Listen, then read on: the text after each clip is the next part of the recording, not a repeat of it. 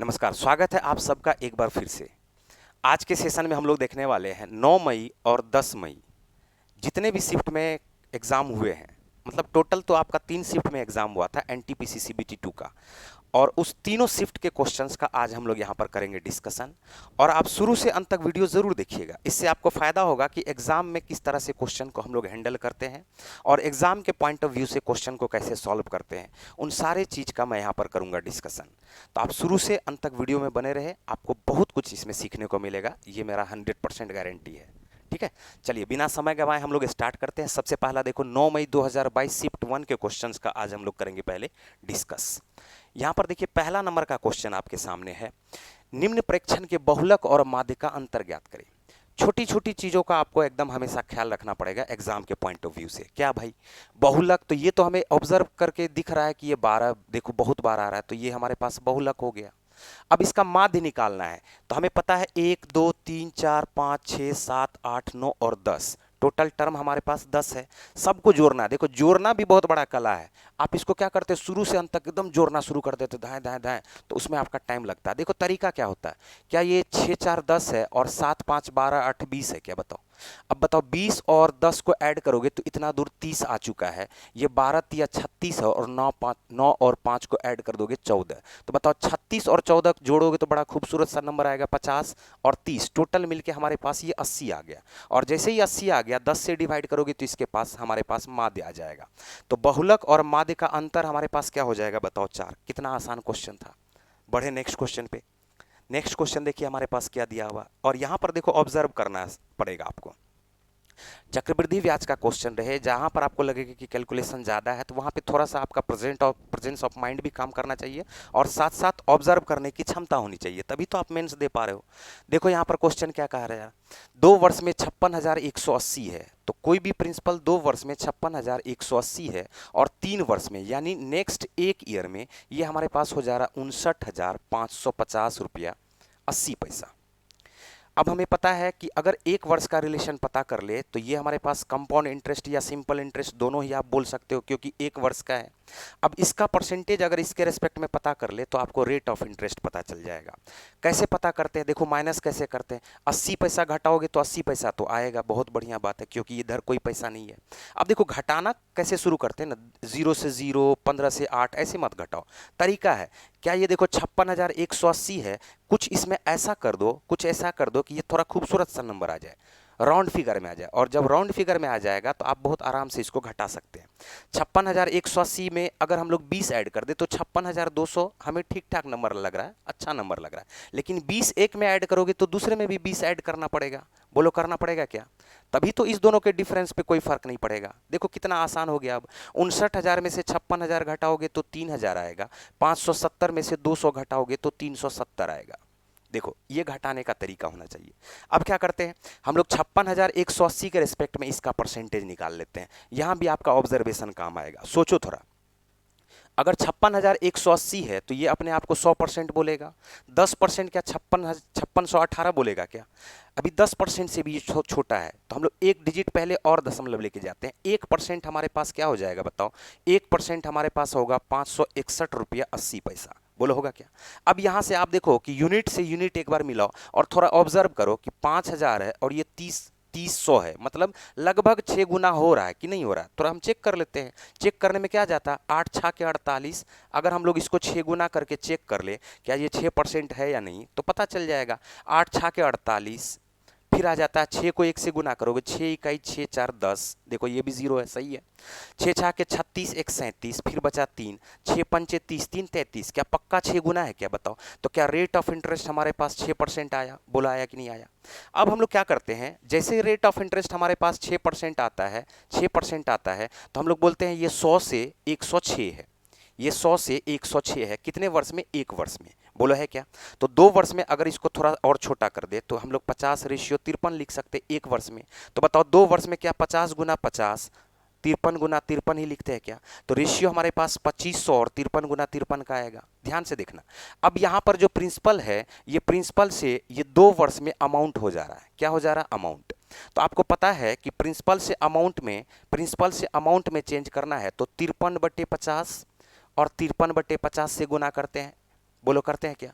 लेकिन अगर अमाउंट से प्रिंसिपल में चेंज करेंगे तो आप इसका रिवर्स मल्टीप्लाई कर दो। मतलब ये है कि अगर 56,180 हमारे पास अमाउंट दिया हुआ है और रिवर्स मल्टीप्लाई कर दोगे, मतलब 50/53 और 50/53 से मल्टीप्लाई कर दोगे तो ये प्रिंसिपल हमारे पास आ जाएगा।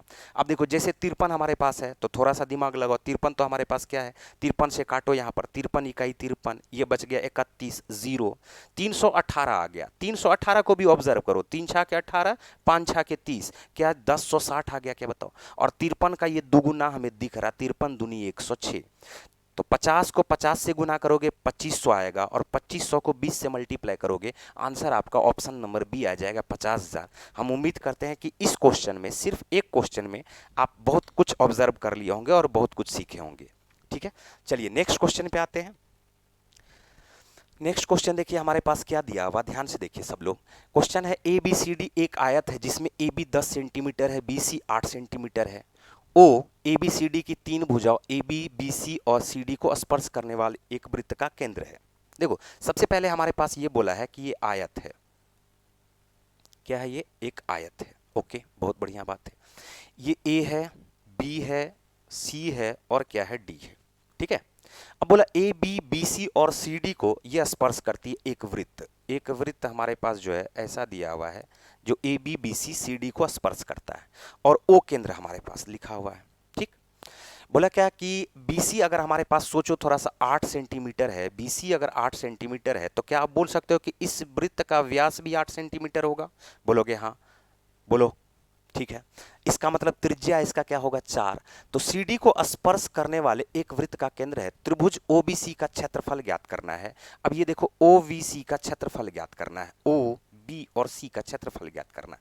सोचो थोड़ा सा कितना आसान क्वेश्चन है। अगर ये हमारे पास BC आधार मान लो और ये हमारे पास ऊंचाई मान लो, जो कि केंद्र से हमेशा 90 डिग्री का एंगल बनाता है स्पर्श रेखा पर, अगर ये वाला लेंथ हमें पता चल जाए तो बताओ कितना आसान हो जाएगा। हाफ इंटू बेस हमारे पास 8 है, और बेस हमारे पास जैसे ही 8 है तो ऊंचाई पता कर लेते। और आसान है कितना अच्छा ऊंचाई करना, ऊंचाई पता करना कैसे भाई?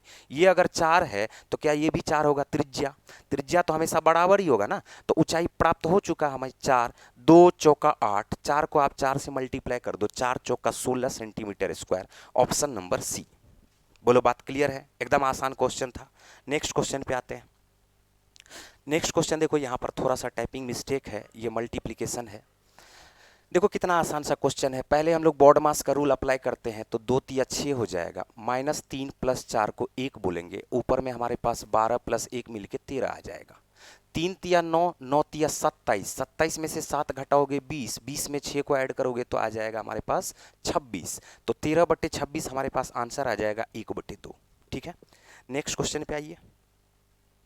नेक्स्ट क्वेश्चन देखिए हमारे पास क्या दे रखा है। क्वेश्चन है 20% वार्षिक चक्रवृद्धि ब्याज की दर पर 3 वर्ष के लिए और 20% साधारण ब्याज की दर पर समान अवधि के लिए एक निवेशित एक धनराशि पर प्राप्त ब्याजों का अंतर 448 रुपया है। तो निवेशित धनराशि का मान ज्ञात कीजिए। जब 20% दिया हुआ है तो effective rate of compound interest हम लोग आसानी से निकाल सकते हैं। अगर आप लोग याद रख सकते हैं तो याद रख लो, और नहीं तो देखो मैं निकालने के लिए समझा देता हूं। तो साधारण ब्याज तो हमारे पास 20% और गुना 3 कर दोगे तो ये हमारे पास साधारण ब्याज 60% आ जाएगा, simple interest. But compound interest कैसे निकालते? 20% + 20% और 20 का 20%, क्या 4% होगा क्या? ये 2 वर्ष का तो आपको निकालने के लिए आना ही चाहिए। 20 20 40 4 44%। अब 44% और 20% का भी अगर आप निकालोगे इफेक्टिव रेट तो 44 + 20 और 44 गुना 20/100 के 8.80% आ जाएगा। कैसे? 44 दूनी 88, मतलब 880, और 100 से डिवाइड करोगे तो 8.80। अब डिफरेंस पे अगर आप गौर करोगे तो ये टोटल साधारण ब्याज 60% है, और यहाँ से 40% 20% हटा दोगे तो डिफरेंस हमारे पास एक्स्ट्रा क्या बचेगा? डिफरेंस बचेगा 12.8%, और यही 12.8% हमारे पास 448 के रूप में दिया हुआ, रुपया के रूप में। तो क्वेश्चन पूछ रहा है निवेशित धनराशि। कितना आसान सा क्वेश्चन हमारे पास आया हुआ, देख लो। 448 बटे कर दो 12.8, मल्टीप्लाई करो 100 से, तो पॉइंट को हटा दोगे तो ये 1000 आ जाएगा। बोला आएगा क्या? 4 से डिवाइड कर दो या 8 से डिवाइड कर दो। 8 इकाई 8, 8 छा के 48, 8 पंचे 40, 8 छा के 48। फिर काट दो यहाँ पर फिर से काट दो। 4 चौका 16 कर दो या 8 दूनी 16 कर दो और 8 सत्ते 56 कर दो। 2 से जैसे ही काटोगे ये आ जाएगा 500। 500 को 7 से मल्टीप्लाई करोगे, आंसर आ जाएगा आपका 3500। तो टोटल जो हमारे पास प्रिंसिपल आ गया वो क्या आ गया है? 3500। उम्मीद करते हैं कि आपको बहुत बढ़िया तरीके से समझ में आ गया होगा। चलिए बढ़ते हैं हम लोग नेक्स्ट क्वेश्चन पे। इसका देखो दूसरा भी तरीका है, तीसरा भी तरीका है। टोटल कंपाउंड इंटरेस्ट निकालने का हमारे पास 6 तरीका होता है, बट ऑब्जर्व आपको ये करना होता है कि एग्जाम में किस तरीके से हम क्वेश्चन को का अप्रोच लगाएं। और सभी अप्रोच से तो आप क्वेश्चन बना नहीं सकते हैं, तो किसी एक अप्रोच से आप इस क्वेश्चन को बना सकते हैं। अगर आप देखोगे तो दूसरा अप्रोच अगर मैं इस क्वेश्चन में सिखाना चाहता हूं, तो आप अगर सीखना चाहते हो तो सीख लो। यहाँ पर देखो ध्यान से, दूसरा अप्रोच हमारे पास क्या होता है, ध्यान से देखना। 20% का फ्रैक्शनल वैल्यू होता है 1/5। देखो ट्री मेथड का हम लोग इस्तेमाल करते हैं यहाँ पर। अब 1/5 अगर दिया हुआ है और 3 वर्ष दिया हुआ है, तो प्रिंसिपल मान लो 5 का क्यूब 125। प्रिंसिपल क्या मान लो? 5 का क्यूब 125। ठीक है, आपको अब इतना बात जरूर पता होगा कि अगर इस प्रिंसिपल का 20-20% निकालोगे तो प्रत्येक वर्ष 25-25-25 हमारे पास क्या आ जाएगा? सिंपल इंटरेस्ट आएगा। अब सिंपल इंटरेस्ट का हम लोग क्या करते हैं? सिंपल इंटरेस्ट ये तो हमारे पास 25-25-25 जो आया 125 के रेस्पेक्ट में 20%, ये हमारे पास सिंपल इंटरेस्ट आया 3 वर्ष का। अब जब इंटरेस्ट ऑफ इंटरेस्ट निकालते हैं तो वही होता है टोटल कंपाउंड इंटरेस्ट। अब जो इंटरेस्ट ऑफ इंटरेस्ट होगा वही हमारे पास डिफरेंस भी होगा। तो ध्यान से देखो, 25 का अगर 20% निकालोगे तो 5 आएगा। 25 का 20% 5। इस 25 का तीसरे वर्ष भी 5 आएगा और इस 5 का तीसरे वर्ष आ जाएगा 1। तो जो भी हमारे पास एक्स्ट्रा आया हुआ वही हमारे पास डिफरेंस है। तो 5 5 10 5 15 15 1 16। 16 यूनिट बराबर हम लोग लिख सकते हैं 448 के। 16 यूनिट बराबर किसके लिख सकते हैं? 448 के। क्वेश्चन में आपको पूछा जा रहा है प्रिंसिपल क्या होगा, तो आप बोलोगे 448/16 और इसको मल्टीप्लाई कर दो आप 125 से। अब 125 से मल्टीप्लाई करोगे क्या? देखो ये डायरेक्ट 16 से कट रहा है क्या? देख लेते हैं हम लोग एक बार 16 से कट रहा है नहीं। 16 दूनी 32, हाँ आराम से कट रहा है। 16 दूनी 32, 16 अट्ठे 128। अब ये जो 28 और 125 है ना, कहीं भी 5 देखो तो आप कोशिश करो इसको डबल कर देने का। डबल करने से फायदा क्या होगा कि जीरो में जब चेंज हो जाता है, और जीरो में जैसे ही चेंज हो जाता है तो जीरो से गुना करना, मतलब 10 से गुना करना, 100 से गुना करना, 1000 से गुना करना बड़ा आसान हो जाता है। अब 28 को 125 से गुना करते हैं, क्या 28 को हम लोग 7 गुना 4 लिख सकते हैं क्या? बताओ। और 7 गुना 4 गुना 125, 125 का 4 गुना हमारे पास आ जाएगा 500, और 500 को 7 से मल्टीप्लाई करोगे तो आंसर आ जाएगा आपका ऑप्शन नंबर सी 3500। उम्मीद करते हैं कि ये भी तरीका आपको समझ में आ गया होगा। चलिए बढ़ते हैं हम लोग नेक्स्ट क्वेश्चन पे। 5वें नंबर के बाद आ जाओ, देखो 6ठे नंबर का क्वेश्चन। यहां भी देखो ऑब्जर्व किया जा सकता है, दो तरीके से हम लोग क्वेश्चन को यहां भी सॉल्व करने का कोशिश करते हैं। ध्यान से देखो, अब इस क्वेश्चन को सॉल्व क्या करना है बताओ। देखो ध्यान से समझना, क्या ये 1 - 10 थीटा 1 + 10 थीटा है, मल्टीप्लाई करोगे तो 1 - 10 स्क्वायर थीटा आएगा। चलो इसको तो मैं लिख लेता हूं 1 - 10 स्क्वायर थीटा। ओके, ऊपर में देखोगे 1 - 10 थीटा 1 + 10 थीटा, तो -10 थीटा और +10 थीटा कट के हमारे पास सिर्फ 2 रह जाएगा, और ये बराबर हमारे पास 4 दिया हुआ। तो आप इसको सॉल्व करो। देखो 1 - 10 स्क्वायर थीटा 1/1 - 10 स्क्वायर थीटा बराबर 2 के, तो क्या इसको अगर उलट दोगे तो 1 - 10 स्क्वायर थीटा बराबर क्या 1/2 के हो जाएगा? बताओ। और इस जैसे ही आप 10 स्क्वायर थीटा निकालोगे तो 10 स्क्वायर थीटा बराबर आ जाएगा 1 - 1/2 यानी 1/2 के। तो एक तरीका और दो तरीका मैं आपको समझाता हूं, ध्यान से देखो। पहला तरीका क्या, आपको 10 स्क्वायर थीटा बराबर 1/2 है, तो देखो क्वेश्चन में हमसे पूछा जा रहा है सेक स्क्वायर थीटा, तो 10 स्क्वायर थीटा बराबर होता है क्या है? सेक स्क्वायर थीटा -1 होता है। बोलो होता है क्या? तो सेक स्क्वायर थीटा -1 होता है। आप बोलोगे सेक स्क्वायर थीटा -1 बराबर 1/2 के, तो सेक स्क्वायर थीटा बराबर 1 + 1/2, क्या 3/2 आ जाएगा? बताओ। बात आया समझ में? हमने क्या कहा? हमने क्या कहा, आप इसको ऐसे भी कर सकते हो, दोनों तरफ एक ऐड कर दो। दोनों तरफ एक ऐड कर दोगे तो ये आ जाएगा सेक स्क्वायर थीटा, और एक ऐड करने पे ये हमारे पास आ जाएगा 3/2। तो देखो सेक स्क्वायर थीटा पता चल गया, कोसेक पता करना है, कर लेते हैं। क्या सेक स्क्वायर थीटा बराबर अगर 3/2 है तो क्या कॉस स्क्वायर थीटा बराबर हमारे पास 2/3 होगा क्या? और जैसे ही साइन स्क्वायर थीटा निकालोगे तो 1 - कॉस स्क्वायर थीटा होता है, 1 - 2/3 करोगे तो 1/3 आ जाएगा। तो कॉसेक स्क्वायर थीटा इसी का उल्टा हो जाता है। बोलो होता है क्या? तो कॉसेक स्क्वायर थीटा इसी का उल्टा हो जाएगा। तो बताओ क्या यहाँ पर हमारे पास 3 आ गया। 3 में 3/2 जोड़ोगे तो 3 दूनी 6, 3 9 बटे आ जाएगा 2, ऑप्शन नंबर डी। पहला तरीका। दूसरा तरीका यहाँ से चेंज होता है, यहाँ से देखो दूसरा तरीका हमारे पास चेंज होता है, ध्यान से देखना। दूसरा तरीका हमारे पास है, क्या आपको पता है, टेन स्क्वायर थीटा बराबर लिखा हुआ है 1/2 के। तो आप लिख सकते हो टेन थीटा बराबर हमारे पास हो जाएगा 1/√2 के। बोलो होगा क्या? ऊपर वाला परपेंडिकुलर होता है, नीचे वाला हमारे पास बेस होता है, तो हाइपोटेनियस आप निकाल लो। परपेंडिकुलर का स्क्वायर 1, बेस का स्क्वायर 2, 2 + 1 का स्क्वायर रूट निकालोगे तो हाइपोटेनियस हमारे पास √3 आ गया। अब जैसे ही इतना चीज आ गया ना, तो क्वेश्चन जो हमसे पूछा जा रहा है cosec square theta plus sec square theta. अब इतना तो आपको पता होना चाहिए कि बेस बाय हाइपोटेनियस या हाइपोटेनियस बाय बेस किसे किसे मालूम करना है। तो आपको इतना बात पता होगा कि कोसेक स्क्वायर थीटा का मतलब होगा हाइपोटेनियस का स्क्वायर बटे परपेंडिकुलर का स्क्वायर। तो √3/1 का स्क्वायर करोगे तो √3 का स्क्वायर करोगे तो ये आ जाएगा आपका 3। बोलो आएगा क्या? और सेक स्क्वायर थीटा का मतलब हो जाएगा कॉस का उल्टा होता है, तो हाइपोटेनियस बटे बेस का स्क्वायर। तो √3/√2 का स्क्वायर करोगे तो ये आ जाएगा आपका 3/2। ऐड करने पे क्या हमारे पास 9/2 ही आ जाएगा क्या? बताओ। तो तरीका चेंज हो गया, लेकिन क्वेश्चन के आंसर पे कोई प्रभाव नहीं पड़ा। हम उम्मीद करते हैं कि दोनों ही अप्रोच आपको बहुत बढ़िया तरीके से समझ में आ गया होगा। चलिए नेक्स्ट क्वेश्चन पे आते हैं। नेक्स्ट क्वेश्चन देखिए हमारे पास 7वें नंबर का दिया हुआ है। 7वें नंबर का है कि एक व्यक्ति किसी निश्चित दूरी को एक निश्चित चाल से तय करता है। यदि वह अपनी चाल में 30% की वृद्धि करता है तो उसी दूरी को तय करने में 15 मिनट कम समय लगता है। अपनी मूल चाल से चलते हुए उस दूरी को तय करने में उसके द्वारा लिया गया समय ज्ञात करें। ध्यान से समझना, कभी भी डिस्टेंस कांस्टेंट होता है, कभी भी डिस्टेंस कांस्टेंट हो तो उस कंडीशन में एक बात जरूर होता है कि स्पीड का इन्वर्सली प्रोपोर्शनल टाइम होता है और टाइम का इन्वर्सली प्रोपोर्शनल स्पीड होता है। क्वेश्चन बोला क्या कि अपना स्पीड ये 30% बढ़ाया, 30% का फ्रैक्शनल वैल्यू 3/10 होता है। हम बोल सकते हैं स्पीड अगर इसका 10 था तो 3 बढ़ के 13 हो गया। तो टाइम इसका क्या हो गया? रियल स्पीड तो ये है, तो रियल स्पीड से रियल टाइम निकलेगा। तो 10 से 13 हुआ, तो बताओ क्या टाइम इसका इन्वर्सली प्रोपोर्शनल 13 से 10 हो जाएगा। और 13 से 10 होने का मतलब 3 कम होना, और ये 3 बराबर हमारे पास आ जाएगा 15 मिनट। तो 3 पचे आ गया 15। अब बताओ क्या 13 पचे 65 मिनट हो जाएगा क्या? बताओ। और रियल टाइम, तो 13 पचे 65 मिनट को 1 घंटा 5 मिनट बोलेंगे, ऑप्शन नंबर डी। 13 पचे 65 मिनट को 1 घंटा क्या बोलेंगे? 5 मिनट। क्लियर? चलिए नेक्स्ट क्वेश्चन पे आते हैं। 8वें नंबर का क्वेश्चन देखिए। क्वेश्चन बोला इसका मौसोपो ज्ञात करना है। बताओ। सीधा सीधा HCF पूछा है। 245 175 का। देखो यहाँ पर सब कुछ घटाना भी ना बहुत बड़ा चीज है, घटाना भी लोग समझते नहीं। 385, 85 से 75 घटाओगे 10 आएगा, और 3 से 1 घटाओगे 200 आएगा। अब देखो 245 और 175 को घटाते हैं, 200 से 45 ज्यादा है और 175 25 कम है, तो बोलोगे डिफरेंस 25 + 45 70 का। बताओ बोलोगे क्या? 70 का। बताया समझ में कैसे डिफरेंस हमने निकाला?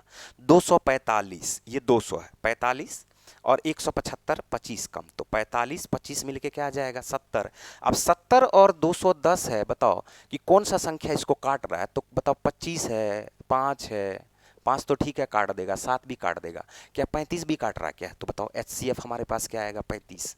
35 से आप चेक कर सकते हो कटेगा कि नहीं कटेगा। छोड़ो, नेक्स्ट क्वेश्चन पे आ जाओ। उम्मीद करते हैं कि आराम से समझ में आ गया होगा और आप लोग बना भी लिए होंगे।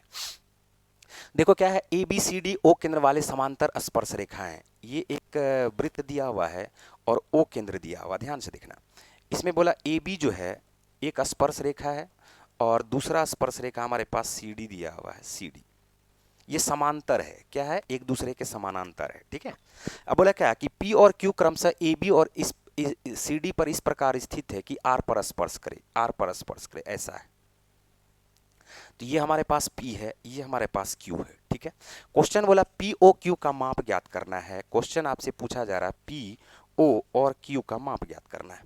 तो यहाँ पर एक थ्योरम आप याद रखोगे, ध्यान से देखना। अगर एक वृत्त है और एक पॉइंट से हम लोग इसको दो स्पर्श रेखा खींचते हैं, तो याद रखना ये जो आपको केंद्र है, केंद्र से अगर इस बिंदु को मिला दोगे तो ये हमेशा एंगल बाइसेक्टर का काम करता है।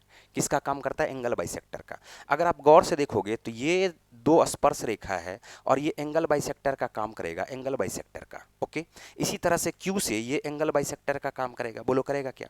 अब ध्यान से देखो, आपको पता है कि एक ही तरफ के अंतःकोण, क्योंकि ये समानांतर रेखा है तो एक ही तरफ के अंतःकोणों का योग हमेशा 180 डिग्री होता है, 180 डिग्री। अब इसका भी आधा, इसका भी आधा, तो बताओ इस दोनों का योग हमारे पास 90 हो जाएगा। और जैसे ही इस दोनों एंगल का योग 90, तो बाकी बचेगा क्या हमारे पास 90 डिग्री। क्या ये बात आया समझ में? हमने क्या कहा, एक ही तरफ के अंतः कोण का योग हमेशा 180 डिग्री होता है जब दो भुजाएं समानांतर हो। अब यहां पर देखो, इसका आधा और इसका आधा, तो इस दोनों का आधा क्या हो जाएगा, टोटल का आधा 180 का आधा 90, यानी ये एंगल और ये एंगल का योग हमारे पास 90 आएगा। और हमें पता है कि एक ट्रायंगल में हमेशा 180 डिग्री का एंगल बनता है, तो 90 को छोड़ करके बाकी क्या बचेगा, 90। क्वेश्चन पूछा है पी ओ क्यू का वैल्यू, तो पी ओ क्यू का value option number A. Clear? Next question पे आ जाओ। नेक्स्ट क्वेश्चन देखो, कितना आसान सा क्वेश्चन है। 30 संख्याओं का एवरेज हमारे पास दे रखा है, 30 संख्याओं का एवरेज हमारे पास क्या दे रखा है, 55। ठीक है। 15 संख्याओं का एवरेज हमारे पास दे रखा है, 15 संख्याओं का एवरेज हमारे पास दे रखा है 51। और इसमें से फिर 12 संख्याओं का एवरेज हमारे पास दे रखा है 56। क्वेश्चन हमसे पूछा जा रहा है कि 68, 74 और ये अन्य है, शेष संख्याओं का एवरेज कितना होगा। तो सोचो थोड़ा सा, 30 संख्या है और ये हमारे पास 27 संख्या है, तो जो भी बचेगा हमारे पास 3 संख्या बचेगा।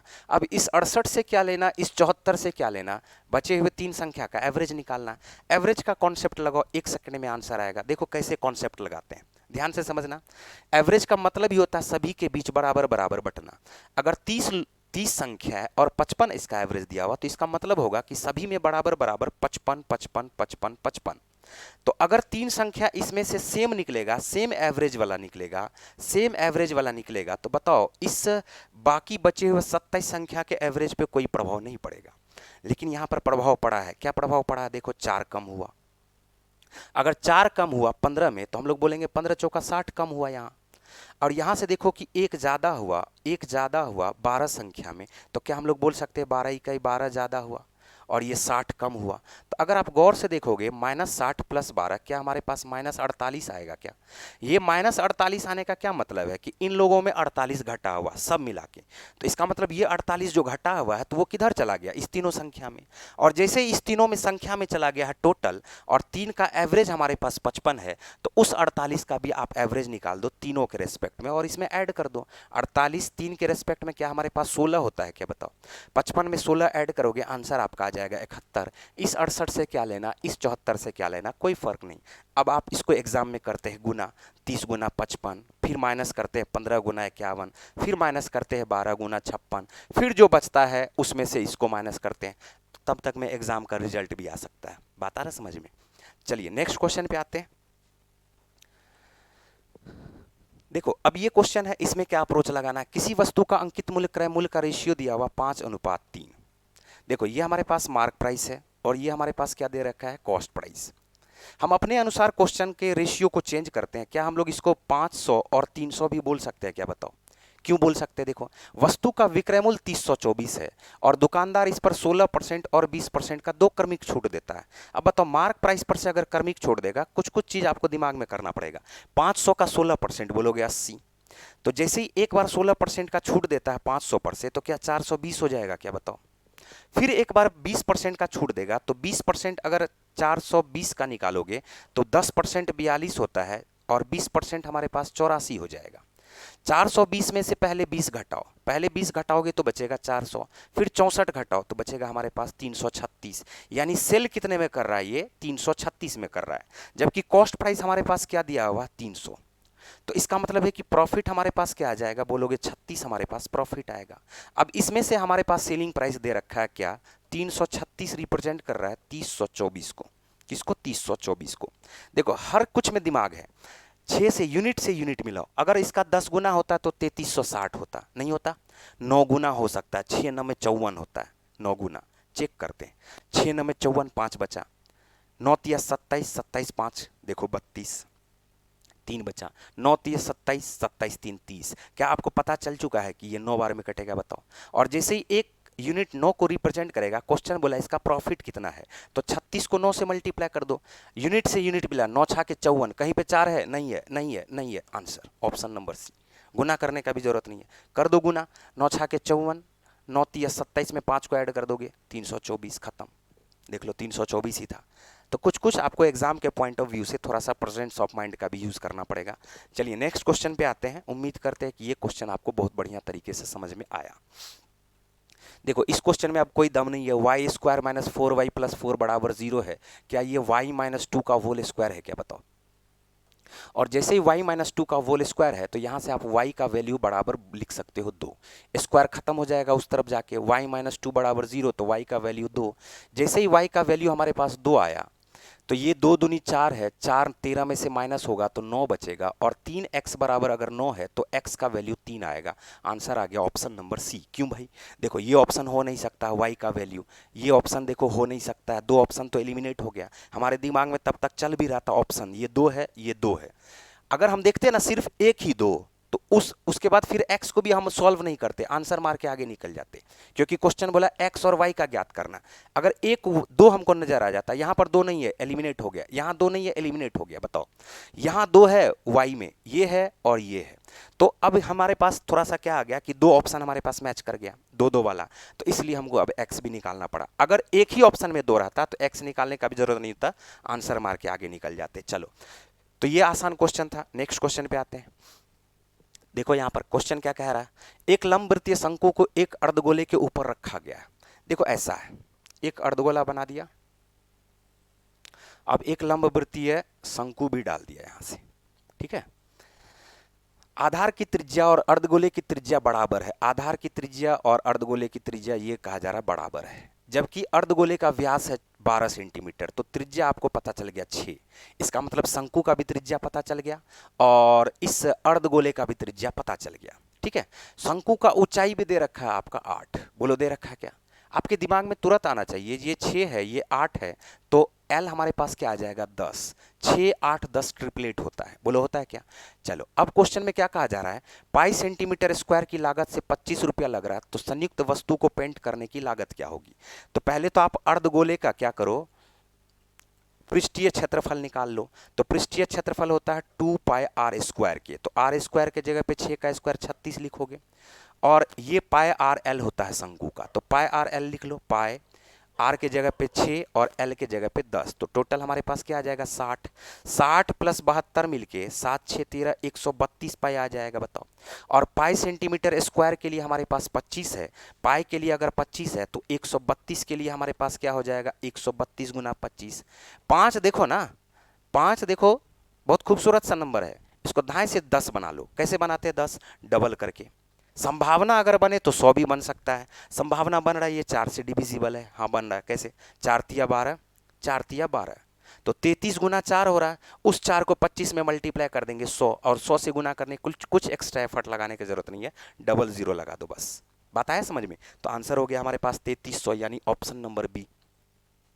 नेक्स्ट क्वेश्चन पे आइए। 13 नंबर के बाद आ जाओ 14 नंबर का क्वेश्चन। देखो 5000 की कुल धनराशि में से दानिश एक भाग को 12% साधारण ब्याज की दर पर और शेष भाग को 10% वार्षिक साधारण ब्याज की दर पर निवेशित करता है।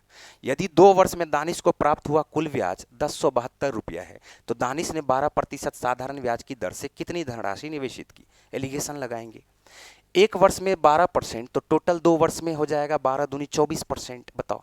और जब 24% निकालोगे तो 24 गुना 50 करने का मतलब है 24 पंचे 120, 1200 रुपया 12% वाला।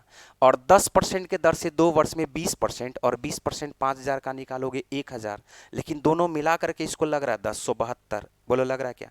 1072 और 1000 का अंतर आया 72, 1200 और 172 का अंतर, 1072 का अंतर आ जाएगा 128। ये सब चीज देखो छोटा चीज है बट समझना है। अब 1200 से 1072 तुरंत हम माइनस कैसे कर देते हैं। माइनस करने का एक तरीका है, क्या तरीका है देखो समझाते हैं। क्या 1200 में से 10 घटाओगे 200 बचेगा। अब 200 में से 72 नहीं घटाना है, हमें तो 100 रखना है, और 100 से 72 घटाना। और याद रखना 100 से घटाना भी एक बहुत बड़ा कला है। देखो हम लोग क्या करते हैं ये समझा देता हूं मैं थोड़ा सा। आपको पता है कि यूनिट डिजिट का सम 10 आता है, और उसके बाद जहां तक जीरो नजर आ रहा है उसका सम आता है 9, तो साथ में 2 जोड़ोगे। और हम लोग लिख रहे हैं इस तरफ से, लेकिन पढ़ रहे हैं बाएं बाएं तरफ से, तो अब इसको क्या करते हैं, लिखना भी इस तरफ से और पढ़ना भी इस तरफ से, तो कॉम्बिनेशन हमारा बरकरार रहेगा। हमें बात पता चल चुका है कि इस तरफ हमारे पास, बाएं तरफ हमारे पास जो योगफल होना चाहिए, सम होना चाहिए, वो 9 का होना चाहिए, तो 7 में 2 जोड़े, और दाहिने तरफ हमारे पास 10 का होना चाहिए, तो 2 में 8 जोड़े, तो 28 आएगा। अब देखो 1200 में से 10 घटाए 200, 200 में से 72 घटाए 100 बचा, और 100 से 72 घटाओगे 28। देख लो। अब ये देखो, इसको काटना चाहोगे तो ये आ जाएगा 8 9 72, और ये 8 इकाई 8, 8 छः के 48, 16, 9:16। 9:16 का मतलब टोटल 25 यूनिट, और 25 यूनिट रिप्रेजेंट करेगा 5000 को। तो बताओ क्या एक यूनिट हमारे पास 200 के आएगा, और जैसे ही 200 के आया तो 9 यूनिट हमारे पास आ जाएगा 1800 के, और क्वेश्चन हमसे पूछा जा रहा है 12% पर निवेशित कितना किया था धनराशि। तो हमें तो 12% वाला पहला वाला है, तो आंसर हम लोग लिख देंगे डी ऑप्शन। बात आया समझ में। नेक्स्ट क्वेश्चन पे आते हैं। नेक्स्ट क्वेश्चन पे आइए, ये 15 नंबर का क्वेश्चन देखो। 15 नंबर का क्वेश्चन क्या सब दिया हुआ देखो, ऑब्जर्व करो। 3 3 9 8 72, 72 में से इस 8 को माइनस कर दोगे तो नीचे तो आ जाएगा 64, बोला आएगा। और ये जो नीचे इतना दूर देखो, ये आ गया 64, बोला आया क्या। और ऊपर हमारे पास 8 दिया हुआ, तो इससे काट दो इसको 8, ठीक है। फिर क्या करते हैं, ये 4/5 है हमारे पास, ये -3 + 2, इसका -1 होगा। और 4/5 में से -1 करते हैं तो 1 -1/5, और ये 8 हमारे पास नीचे में दे रखा है, तो माइनस माइनस प्लस हो जाता है, यानी 1 + 1/40। ऐड कर दोगे आंसर आ जाएगा 41/40। क्लियर। चलिए नेक्स्ट क्वेश्चन पे आइए। नेक्स्ट क्वेश्चन देखिए हमारे पास 16 नंबर का, ये भी सिंप्लीफिकेशन का क्वेश्चन है। कितना आसान क्वेश्चन है, बॉडमास का रूल सिर्फ याद रखना है। डिवीजन का साइन है, तो यहाँ पर लिखोगे 4, 14 चौका 56, ये आ गया 2 दूनी 4 चौका 16, इतना दूर माइनस कर सकते हैं, ठीक है। 3 से काट दो, 3 दूनी 6, क्या 12 दूनी 24 हो गया क्या बताओ, और प्लस 10। 16 में पहले 10 को जोड़ दो 26, 26 में से 24 घटा दो, आंसर आ जाएगा आपका 2, option number C. Clear. Next question पे आइए।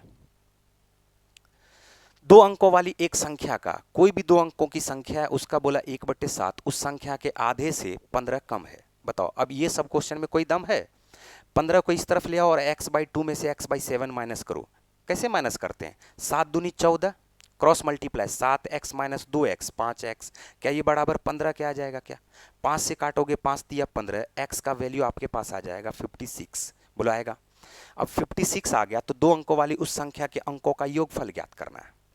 14 तिया 42 आया ना,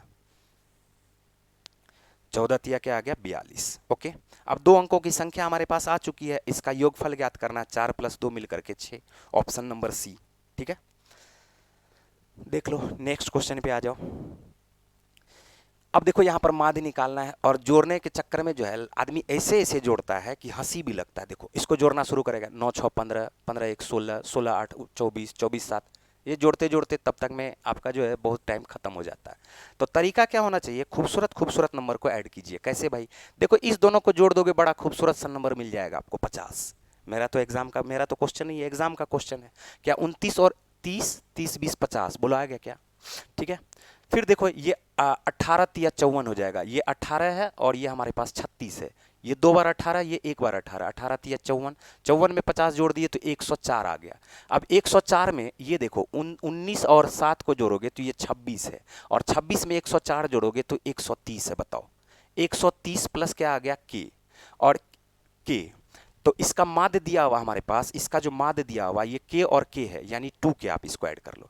ये माध्य दिया हुआ 21.25, तो जब ये एवरेज दिया हुआ तो टोटल टर्म कितना है, 1 2 3 4 5 6 7 और 8, यानी इसका मतलब इसका टोटल क्या हो जाएगा 21.25 गुना 8। और यहाँ पर याद रखो, देखो पूरा एग्जाम में जो क्वेश्चन हुआ है 5 वाला खूब पूछा है, क्या 25 8 200 होगा, मतलब 2, और 21 को 8 से गुना करोगे, 8 इकाई 8, 8 दूनी 16, 168, और 2 मिलके क्या हमारे पास 170 होगा कि नहीं होगा बताओ। अब 170 में से 130 घटाओगे तो 2 के बराबर हमारे पास 40 आएगा। तो के का वैल्यू क्या हमारे पास 2 आ चुका है, बताओ के का वैल्यू 2 आ चुका है, के का वैल्यू 2 आ चुका है। अब बोला 29 22 15 15 22 18 21, पी का बहुलक है 29, जो बहुत बार आया। अब बहुत बार हम 29 को ही बोल रहे हैं, कैसे, देखो बहुत बार, 2 बार तो हमारे पास 22 आ चुका है, 2 बार तो हमारे पास 15 आ चुका है, मतलब 2 बार से ज्यादा वाला कोई आएगा, और पी हमारे पास 2 बार आ चुका है, 2 बार पी आया और 1 बार 29 आया, और इसका बहुलक बोल रहा है ये 29, बहुलक क्या बोल रहा है हमारे पास 29। इसका मतलब जरूर है कि ये भी 29, ये भी 29 और ये भी 29, इसका मतलब है कि पी का वैल्यू हमारे पास क्या आएगा 29, और जैसे ही पी का वैल्यू हमारे पास आ चुका है 29, पी का वैल्यू 29, तो 29 में से 20 को घटाओगे, क्या आंसर हमारे पास बी आया क्या बताओ, ऑप्शन नंबर बी। क्लियर है बात, आ रहा समझ में कैसे हम लोगों ने ऐड किया। चीजों को समझते जाइए आराम आराम से। देखो ये क्वेश्चन, वाई का 2/3 बराबर जेड का 8/15, 3×5 = 15। देखो क्वेश्चन कैसा कैसा बेकार बेकार पूछा है। अब इस y रेशियो जेड पूछा, इस जेड को बराबर के इस तरफ लेके आओ, y/z बराबर क्या 4/5 आ गया क्या? ऑप्शन नंबर ए खत्म। इसमें क्या करना है बताओ? अब इसमें लगाने लगते हैं हम लोग रॉकेट साइंस। एक शंक्वाकार तंबू के आधार पर त्रिज्या है 9 सेंटीमीटर, इसकी ऊंचाई है 12 मीटर, तो इसे बनाने में प्रयुक्त सामग्री की लागत 100 प्रति पाई मीटर स्क्वायर है। देखो ये भी कितना आसान क्वेश्चन है। तो तंबू बनाने के लिए आवश्यक सामग्री की कुल लागत कितनी है? हम एक बार में आंसर लिख दिए बी 13,500। नहीं, हमको याद नहीं है, हम आपको समझाते हैं। देखो कैसे, त्रिज्या बोला 9 और इसका ऊंचाई बोला 12, तो 9 12 15 हमारे पास क्या दे रखा है? हमें पता है कि ट्रिपलेट है। और पाई आर एल होता है, बताओ होता है क्या? तो पाई के लिए जब 100 है तो आर इंटू एल कर दो, 15 में 135। पाई के लिए 100 तो 135 के लिए 135, 100 आंसर आ गया ऑप्शन नंबर बी। क्या बात आया समझ में? कैसे कैसे किए? पाई आर एल निकालोगे, पाई आर हमारे पास दिया हुआ 9 और एल हमारे पास 15। ये 15 कैसे पता चल गया था हमें? 9 सेंटीमीटर इसका त्रिज्या है और हाइट है 12, तो 9 12 15 ट्रिपलेट होता है। आप इसको करने लगते हो, 12 का स्क्वायर 144, 9 का स्क्वायर 81, फिर जोड़ते हो 225, फिर इसका स्क्वायर रूट निकालते हो। तो ये सब बात आपको पहले से पता होना चाहिए। 15 होगा। अब 15 में 135 पाई हो गया। बताओ पाई के लिए है 135, देखो ना, पाई 100 प्रति पाई मीटर स्क्वायर, तो पाई के जगह पे सीधा सीधा 100 रख देते हैं हम लोग, आंसर आ गया। चलो नेक्स्ट क्वेश्चन पे आते हैं। देखो ऑब्जर्व करो, किसी संख्या का 23.50 है 11.75। क्या आपको आधा नजर आ रहा है? क्या नहीं आ रहा तो नजर करिए। 22 का आधा 11 और यहां बचा 1.50 यानी 1.5 का आधा 75 पैसा। 22 का आधा 11 और 1.50 का आधा 0.75। तो जब इसका आधा है तो संख्या 100% होता है ऑलवेज, तो 100% का आधा क्या होगा? बोलो 50। ऑप्शन नंबर ए खत्म। नेक्स्ट क्वेश्चन पे आ जाओ। नेक्स्ट क्वेश्चन देखो 22 नंबर का क्या कह रहा है। देखो बोला कि एक निश्चित धनराशि साधारण ब्याज की दर पर एक धनराशि में 10 वर्ष में 75% की वृद्धि हुई। 75% का वृद्धि होने का मतलब सिंपल इंटरेस्ट बढ़ा, तो 10 वर्ष में 75% तो एक वर्ष में 7.5%, 10 से डिवाइड कर दिए। तो क्वेश्चन बोला 6 वर्ष में कितनी वृद्धि होगी? तो जब एक वर्ष में 7.5% तो 2 वर्ष में 15%, और 2 तिया 6 होता है, यानी 15 तिया 45%। Answer option number A. बात आया समझ में? हमने क्या किया, 7.5% एक वर्ष का सिंपल इंटरेस्ट आया, रेट ऑफ इंटरेस्ट पता चल गया। 6 वर्ष में हमने क्या कैसे कैसे गुना किया, सब चीज़ों को समझिए। 7.5 का डबल करोगे तो 15, 15 को 3 से मल्टीप्लाई करोगे 45% आंसर। चलो नेक्स्ट क्वेश्चन पे आ जाओ। नेक्स्ट क्वेश्चन देखो क्या दिया हुआ है। अब इसमें देखो अप्रोक्सीमेशन है, जो कि अक्सर बैंक में पूछा जाता है, और बैंक का ये क्वेश्चन है, और बैंक का एकदम मतलब आप उसको बोल सकते हैं बेकार क्वेश्चन होता है बैंक में। इस टाइप का क्वेश्चन, इससे अच्छा अच्छा लेवल का क्वेश्चन पूछता ना। अब देख करके बोल सकते हो, क्या ये 499 है तो लगभग 500 के आसपास हुआ क्या? क्या ये 2 के आसपास हुआ? क्या ये 5 के आसपास हुआ? तो 5 दूनी 2 10, और 10 में 499 जोड़ोगे तो 509। चलो ठीक है। अब ये देखो, ये लगभग 3 के आसपास है और ये लगभग 20 के आसपास है। 3/20 बहुत ही छोटा सा नंबर है। 3/20 बहुत ही छोटा सा नंबर है। हम लोग 499 या 500 प्लस 10 बोलेंगे, 510, और 510 में से 3/20 हम क्यों घटाए? इतना छोटा नंबर है। और 510 के आसपास एकमात्र हमारे पास ऑप्शन में दिया हुआ ऑप्शन नंबर सी। 510 के आसपास भी देखो ये सब नहीं है, तो आंसर क्या हो गया हमारे पास? 510। 23 के बाद आ जाओ 24 नंबर का क्वेश्चन।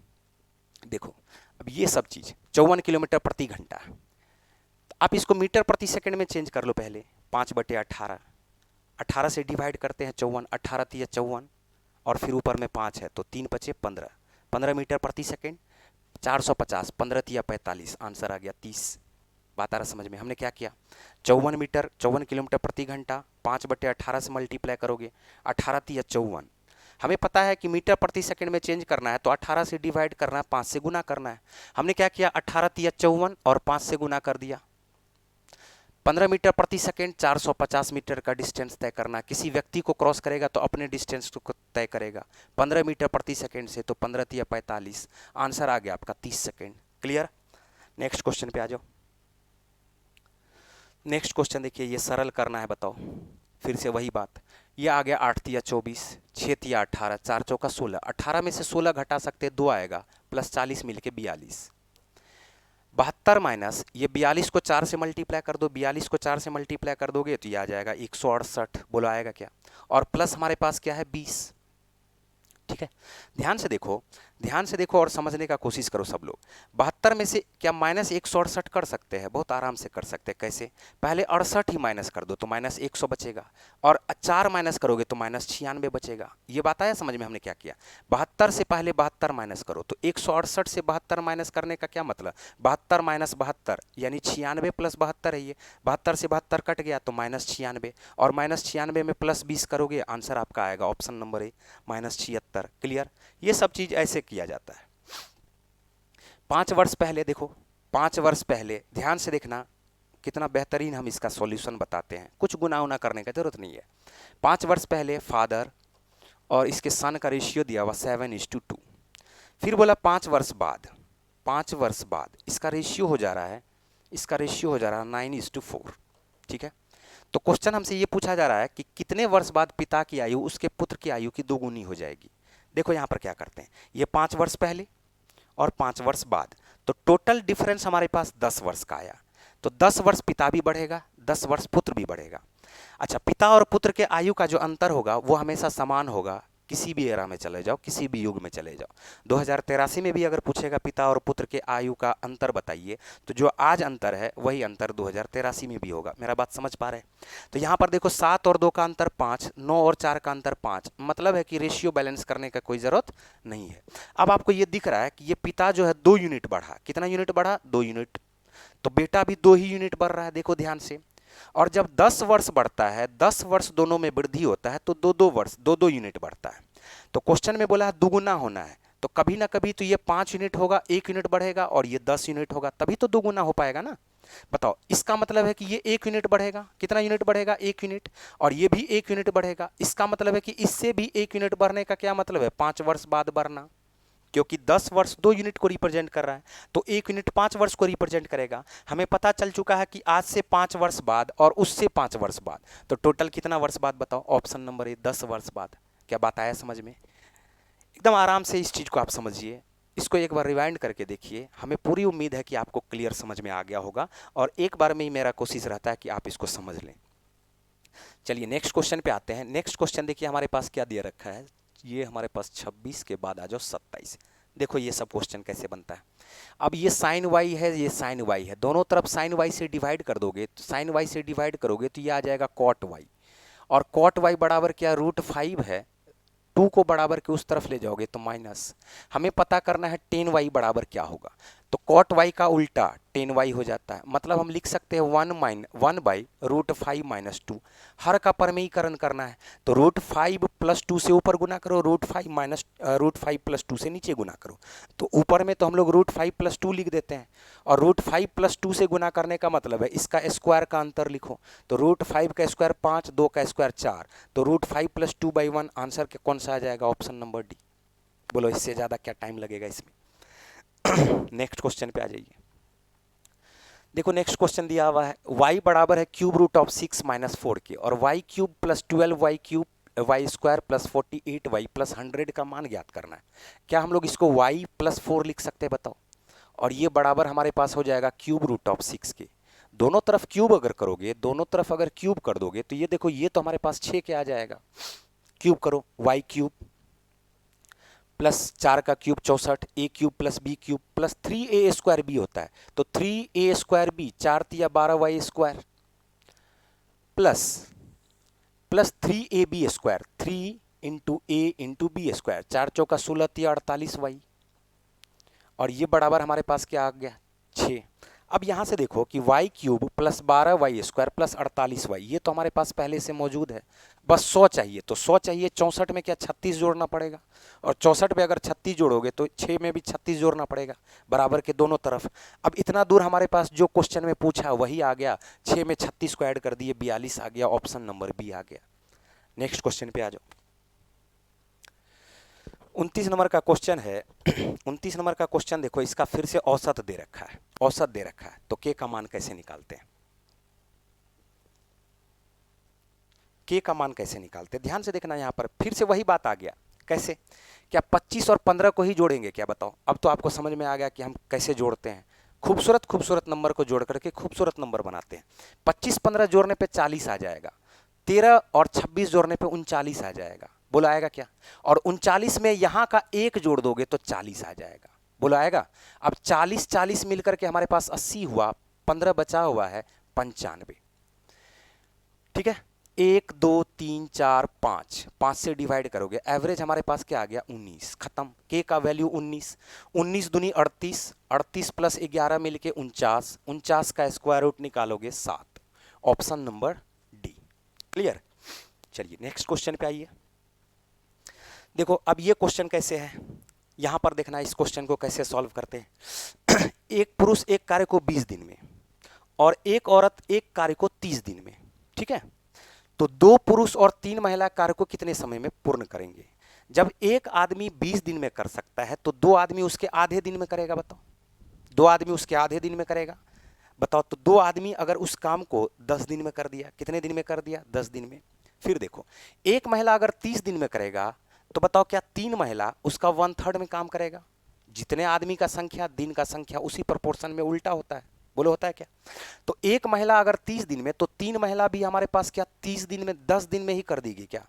अब फिर सोचो, एक आदमी 10 दिन में, एक आदमी 10 दिन में, दोनों मिल जाएगा तो आधा दिन में खत्म हो जाएगा, 5 दिन में। 10 दिन में, 10 दिन में, दोनों मिल गया तो 5 दिन में खत्म। कोई एलसीएम वगैरह लेने का जरूरत नहीं है, कुछ करने का जरूरत नहीं है, आंसर आ गया 5। एक आदमी 100 दिन में, दूसरा आदमी 100 दिन में, दोनों मिल जाएगा तो 50 दिन में। बात है समझ में? एक 2 आदमी 10 दिन में, 3 महिला 10 दिन में, दोनों मिल जाएगा तो 5 दिन में, आधा टाइम लग जाएगा। बात आया समझ में? तो कुछ यहां पर करने का जरूरत नहीं था। नेक्स्ट क्वेश्चन पे आ जाओ। बोला सबसे बड़ी और सबसे छोटी संख्या का गुणनफल k है। अब यहां पर सबसे बड़ी और सबसे छोटी संख्या निकालने में प्रॉब्लम आता है, तो अगर परसेंटेज फ्रैक्शन कन्वर्जन याद है तो बहुत आसान है। क्या ये 25% है? क्या बताओ, लिखना हमें नहीं चाहिए। क्या ये 66.2/3% है? मत लिखो। 80% है? ठीक है। 5/8 का मतलब 62.5% है, और 3/4 का मतलब 75% है। तो खुद बताओ सबसे बड़ा कौन सा हुआ? 80% वाला, 4/5, और सबसे छोटा 25% वाला। तो 1/4 को 4/5 से मल्टीप्लाई करोगे तो 4 से 4 कट गया, क्या हमारे पास 1/5 हो गया? क्या बताओ? और ये बराबर किसके है? के है। तो इसका मतलब है कि 1/k के जगह पे क्या हम लोग 1/5 का उल्टा लिखेंगे, तो 5 प्लस ये आ गया 4, 5 4 9, और 5 में से 2 को घटा दोगे तो 3, तो 9 को 3 से मल्टीप्लाई करो, ऑप्शन नंबर सी 27। क्लियर है? चलिए नेक्स्ट क्वेश्चन पे आइए, 32 पे आ जाओ। 32 नंबर का क्वेश्चन है, बोला क्या कि पी क्यू आर एक कार्य को क्रमशः 40, 90 और 36 दिन में पूरा कर सकते हैं। पी कार्य शुरू करता है, क्यू 7 दिन बाद उसके साथ कार्य में शामिल होता है।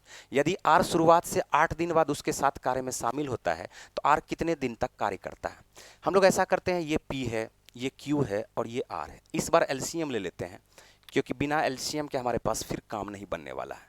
40 है, 90 और वो क्या है 36 दिन। आप अगर इसका एलसीएम लोगे, ध्यान से देखो, एक बात तो पता है कि 0 तो आएगा।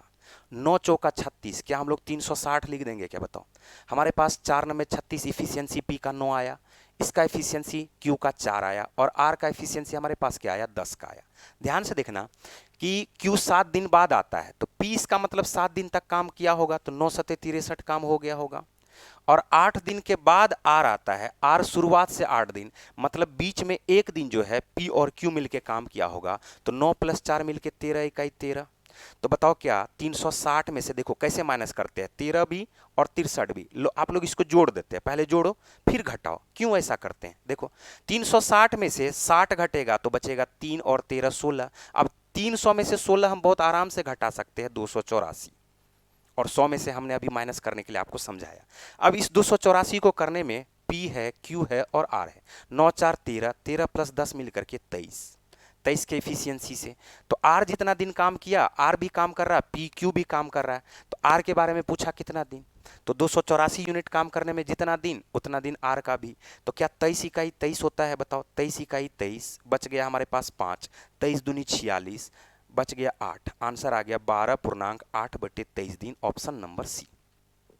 23 इकाई 23 बचा 5, 54, 23 दूनी 46, 54 में से 46 घटाना है 8, 46 से 4 50, 50 से 4 54, तो 8 हुआ ना 12 पूर्णांक, या 12 पूर्णांक वाला एक ही ऑप्शन हमें दिख। तो आगे सॉल्व करने का भी कोई ज़रूरत नहीं है। आंसर। नेक्स्ट क्वेश्चन पे आ जाओ। 32 के बाद आ जाओ, यहां पर देखो 33 नंबर का क्वेश्चन है। एक वस्तु के अंकित मूल्य पर 10% की छूट देता है और फिर भी 12.5% का प्रॉफिट होता है।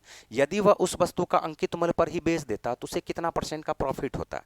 क्या आपको पता है ratio of ratio is called compound ratio. Mark price बटे सेलिंग प्राइस को अगर आप सेलिंग प्राइस बटे कॉस्ट प्राइस से मल्टीप्लाई कर दोगे तो देखो एक्चुअल सेलिंग प्राइस कट करके जो रेशियो आएगा वो मार्क प्राइस और कॉस्ट प्राइस का आएगा। बोलो आएगा कि नहीं आएगा?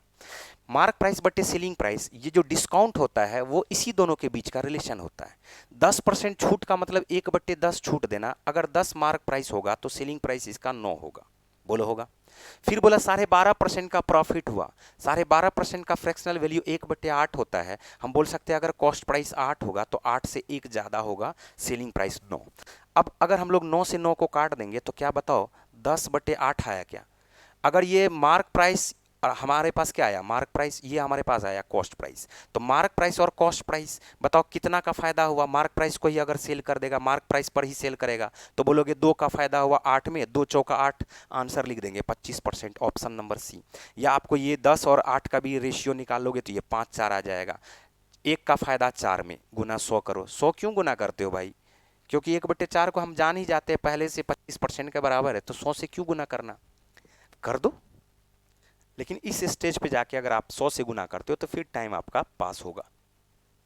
देखो वृत्त का परिधि 308 मीटर है तो उस वृत्त का क्षेत्रफल ज्ञात करो। आपको ये बात पता होना चाहिए कि वृत्त का परिधि अगर 44 होगा तो इसका एरिया 154 होगा। अगर इसका रेडियस 7 होगा, इसका परिधि हमारे पास 144 है तो इसका जो एरिया होगा वो 154 होगा। परिधि क्या होता है? साइड कंपोनेंट होता है। परिधि को हम लोग सेंटीमीटर में ही लिखते हैं बट एरिया को सेंटीमीटर स्क्वायर में लिखते हैं। मतलब ये कहने का है कि अगर रेडियस हमारे पास 14 हो जाए तो परिधि को तो मतलब रेडियस 14 होने का मतलब 2 गुना होना, तो परिधि को भी आप 2 गुना कर दोगे तो 44 दूनी 88 होगा। बट क्या है एरिया, एरिया हमारे पास साइड के स्क्वायर का कंपोनेंट होता है तो 2 से ना गुना करके आपको गुना करना पड़ेगा 2 के स्क्वायर से। बात आया समझ में? जो कि हो जाएगा 616। अब यहां पर क्वेश्चन इस बार परिधि दिया हुआ, देखो ध्यान से, परिधि दिया हुआ है तो परिधि अगर हमारे पास 308 है, क्या 44 से कुछ इसका रिलेशन है क्या? जरूर होगा रिलेशन, देख लेते हैं। यूनिट से यूनिट मिला, 4 सत्ते 28, 4 सत्ते 28, 4 सत्ते 28, 2 30, क्या 7 गुना है क्या बताओ? और 154 अगर हमारे पास दिया हुआ है तो 154 को हम लोग 7 के स्क्वायर से मल्टीप्लाई करेंगे। 7 के स्क्वायर से मल्टीप्लाई करने का 49 से मल्टीप्लाई करना, और 49 को हम लोग 50 माइनस 1 लिखते हैं। बोलो लिखते हैं क्या? 154 को 50 से गुना करते हैं। कैसे करते हैं? अरे भैया 154 को 50 से गुना ना करके 100 से गुना करके आधा कर देते हैं तो 154 का आधा हो जाएगा 7700। बताओ 154 गुना 50 का मतलब 154 का आधा, 154 का आधा 7700 और माइनस करोगे यहाँ से 154। देख लो क्या यहां से 7500 बचेगा क्या? 7500 बचेगा और 200 में से 154 को हम आराम से माइनस कर सकते हैं तो आंसर हमारे पास आ जाएगा 7546। फिर वही तरीका माइनस करने वाला। क्या माइनस करने वाला? देखो हमने क्या किया, यहां से 200 उठाया, 154 पर्याप्त है 200 को माइनस करने के लिए तो बचेगा 75, और 200 में से 154 घटाने का मतलब 100 से 100 घटा, 100 से 54 घटा, 46। आंसर आ गया 7546, ऑप्शन नंबर सी। बात आया समझ में? एकदम आसानी से ये आपको क्वेश्चन सॉल्व हो गया होगा और ये तरीका आपको समझ में आ गया होगा, और ये इस तरह का क्वेश्चन हम लोग बार बार डिस्कस करते हैं। नेक्स्ट क्वेश्चन पे आइए। देखिए दिखने से ही लग रहा है 17 छाके 102, बताओ नहीं 17 छाके 102 तो y बराबर क्या हो जाएगा 10.2/1.7। चलो दशमलव से दशमलव मिला देते हैं और दशमलव उड़ा देते हैं। 17 छाके 102, क्या y का वैल्यू हमारे पास 60 आएगा क्या? Option number D. Next question, next question देखिए हमारे पास क्या दे रखा है। एक गोलीय कोष है और उसका बाह्य त्रिज्या 9 सेंटीमीटर है। बाह्य त्रिज्या हमारे पास 9 सेंटीमीटर दे रखा है, ठीक है 9 सेंटीमीटर, और इसका मोटाई है 1 सेंटीमीटर तो अंतः त्रिज्या क्या हो जाएगा बोलोगे 8 सेंटीमीटर। बोला इसमें प्रयुक्त धातु का आयतन ज्ञात करना है। गोलीय है, हम लोग लिख सकते हैं 4/3 पाई, पाई का मतलब 22/7, एक बार आर क्यूब माइनस ये आर क्यूब, तो आर क्यूब दोनों में होगा, 4/3 pi R cube minus 4/3 pi R cube, तो 4/3 पाई हम लोग कॉमन ले लिए और आर क्यूब करते हैं तो 9 का क्यूब करोगे 729 और 8 का क्यूब करोगे 512, ठीक है। तो ये देखो 4/3, फिर से एक बार हम लोग इसको लिख लेते हैं, 22/7 माइनस कर देते हैं। क्या 512 माइनस कर दे? देखो 700 में से 500 माइनस होगा 200, और 29 में से 12 को हम लोग आराम से माइनस कर सकते हैं, तो ये आ जाएगा हमारे पास 1/7। बोलो ठीक है। तो 7×3 = 21, 7×1 = 7। 3 से देखो नहीं कटा, 3 से तो नहीं कटा। हम गुना करते हैं, गुना करने का तरीका समझाते। 31×4 = 124, 124 दूनी 248, तो 248 हमारे पास आ चुका। और इसको गुना करते हैं किससे? 11 से, और फिर करते हैं किससे? डिवाइड 3 से। अब जब तक में हम गुना करेंगे तब तक में देखो क्वेश्चन सॉल्व कर लेते। 3×8 = 24, 3 दूनी 6, बच गया 2/3। अब इसको गुना करना है किससे? 11 से।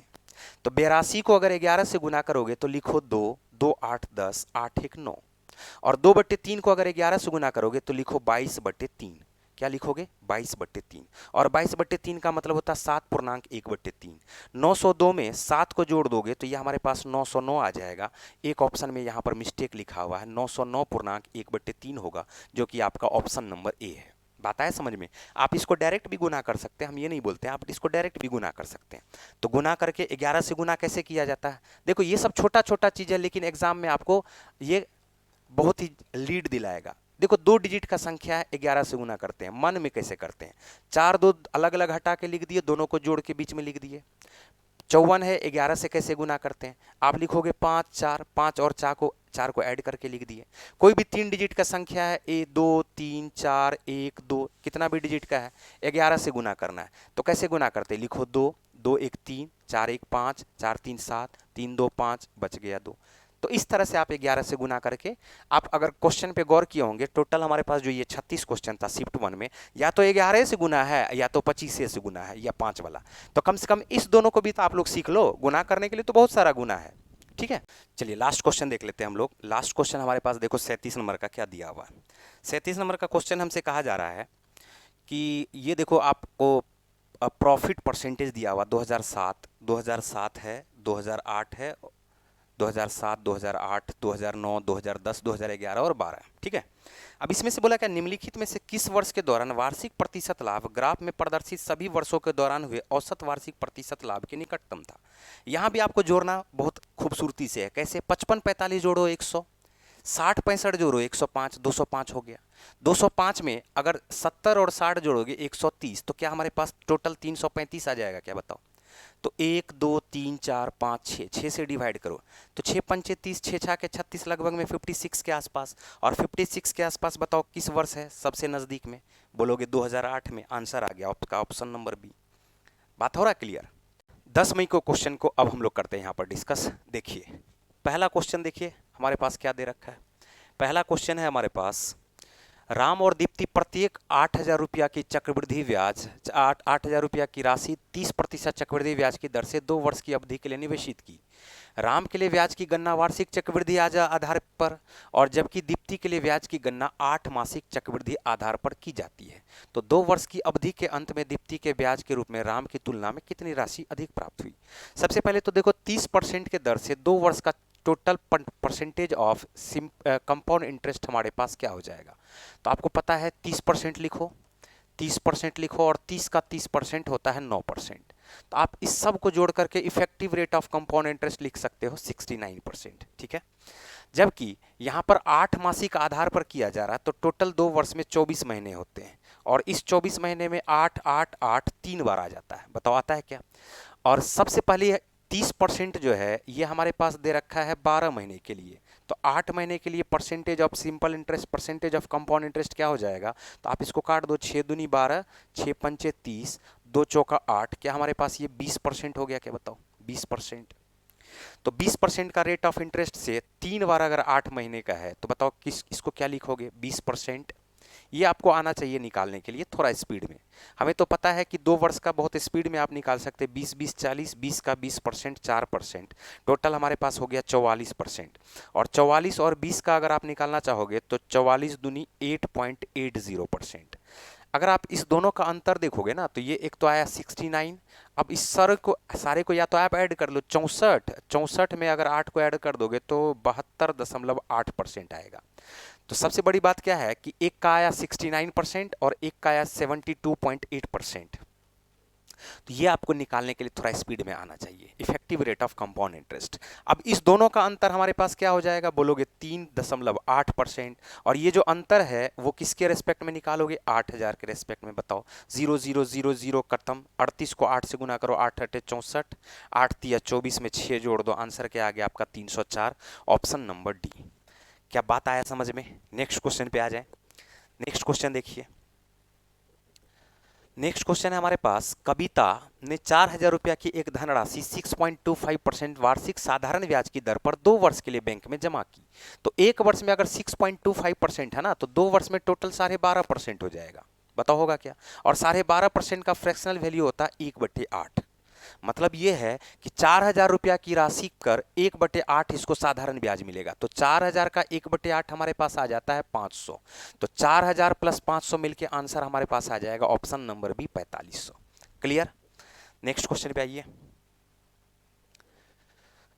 नेक्स्ट क्वेश्चन देखिए हमारे पास क्या दे रखा है। क्वेश्चन है कि रुचिरा को एक कार्य 22 दिन में पूरा करना था। हालांकि पहले 10 दिन तक के दौरान उसने प्रतिदिन 1/30 भाग प्रतिदिन किया। तो 10 दिन तक 1/30 भाग करेगा प्रत्येक दिन, तो टोटल ये 1/3 भाग कर लेगी। यानी काम अब हमारे पास क्या बच गया, 2/3। ठीक है। और 11वें दिन से प्रतिदिन कितना कार्य करना है कि कार्य समय पे पूरा। तो 22 दिन में से 10 दिन हमारे पास खत्म हो चुका है, 12 दिन बचा, और 12 दिन को प्रत्येक दिन के हिसाब से आपको बांटना है। तो ये आ जाएगा 2 छाके 12, 1 क्या हमारे पास 18 आ गया क्या प्रत्येक दिन। आंसर हो गया ऑप्शन नंबर सी। बात समझ पा रहे हैं? नेक्स्ट क्वेश्चन पे आइए। चौथा नंबर का क्वेश्चन देखिए, एक वर्ग का क्षेत्रफल है 81x² प्लस 72x प्लस 16। तो क्या ये 9x का होल स्क्वायर लग रहा है क्या आपको? बताओ। और अगर हम लोग 72 को लिखे 2 इंटू 9x इंटू 4, बताओ 9 दूनी 18 चौका 72, और ये 16 को क्या 4 का स्क्वायर लिख सकते हैं। तो इसका मतलब है कि हमारे पास वर्ग का जो क्षेत्रफल आया वो आया 9x प्लस 4 का होल स्क्वायर। यानी क्षेत्रफल अगर स्क्वायर में आया तो अगर हम इसका स्क्वायर रूट निकाल देंगे तो एक भुजा हमारे पास आ जाएगा जो हो जाएगा 9x प्लस 4 की। अब इस हिसाब से ऑप्शन देखिए, इस हिसाब से ऑप्शन देखिए कौन सा हो जाएगा। तो इस हिसाब से देखिए 2 से डिवाइड कर दिया है, तो हमें पता है क्या कि 2 से अगर ये डिवाइड कर रहा है ना, 2 से अगर डिवाइड कर रहा है तो 2 से मल्टीप्लाई भी तो करना पड़ेगा। अब 2 से मल्टीप्लाई करोगे तो 2 रह जाएगा, ये 9x/2 रह जाएगा, और 4 का आधा 2 ही रह जाएगा। तो देख लो अब कौन सा आंसर हो गया हमारे पास, कौन सा आंसर हो गया, option number B. Option number B. बात आया समझ में? ये वर्ग का हमारे पास क्षेत्रफल दिया हुआ था, हमने एक भुजा निकाला, और एक भुजा निकालने के बाद वही तो क्वेश्चन पूछ रहा था। चलो नेक्स्ट पे आ जाओ। नेक्स्ट देखो हमारे पास क्या दे रखा है, राम और रहीम के पास कुल 1210 रुपये है। यदि राम की धनराशि का 1/3 ये बराबर है रहीम की धनराशि के 2/5 के, 2/5 के। तो रहीम के पास कितनी धनराशि है? तो राम और रहीम का जो रेशियो हो जाएगा वो इसका उलट हो, ये 3 आ जाएगा, ये 5/2 आ जाएगा। बताओ आएगा क्या? अब 3 और 5/2 का रेशियो 6:5 आ जाएगा। हम लोग बोल सकते 11 यूनिट है 1210 के बराबर, तो 1 यूनिट बराबर क्या आ जाएगा, 110। क्वेश्चन पूछा रहीम के पास, तो 11 को 5 से मल्टीप्लाई करोगे तो 550, ऑप्शन नंबर क्या आ जाएगा, बी। क्लियर? चलिए नेक्स्ट क्वेश्चन पे आइए।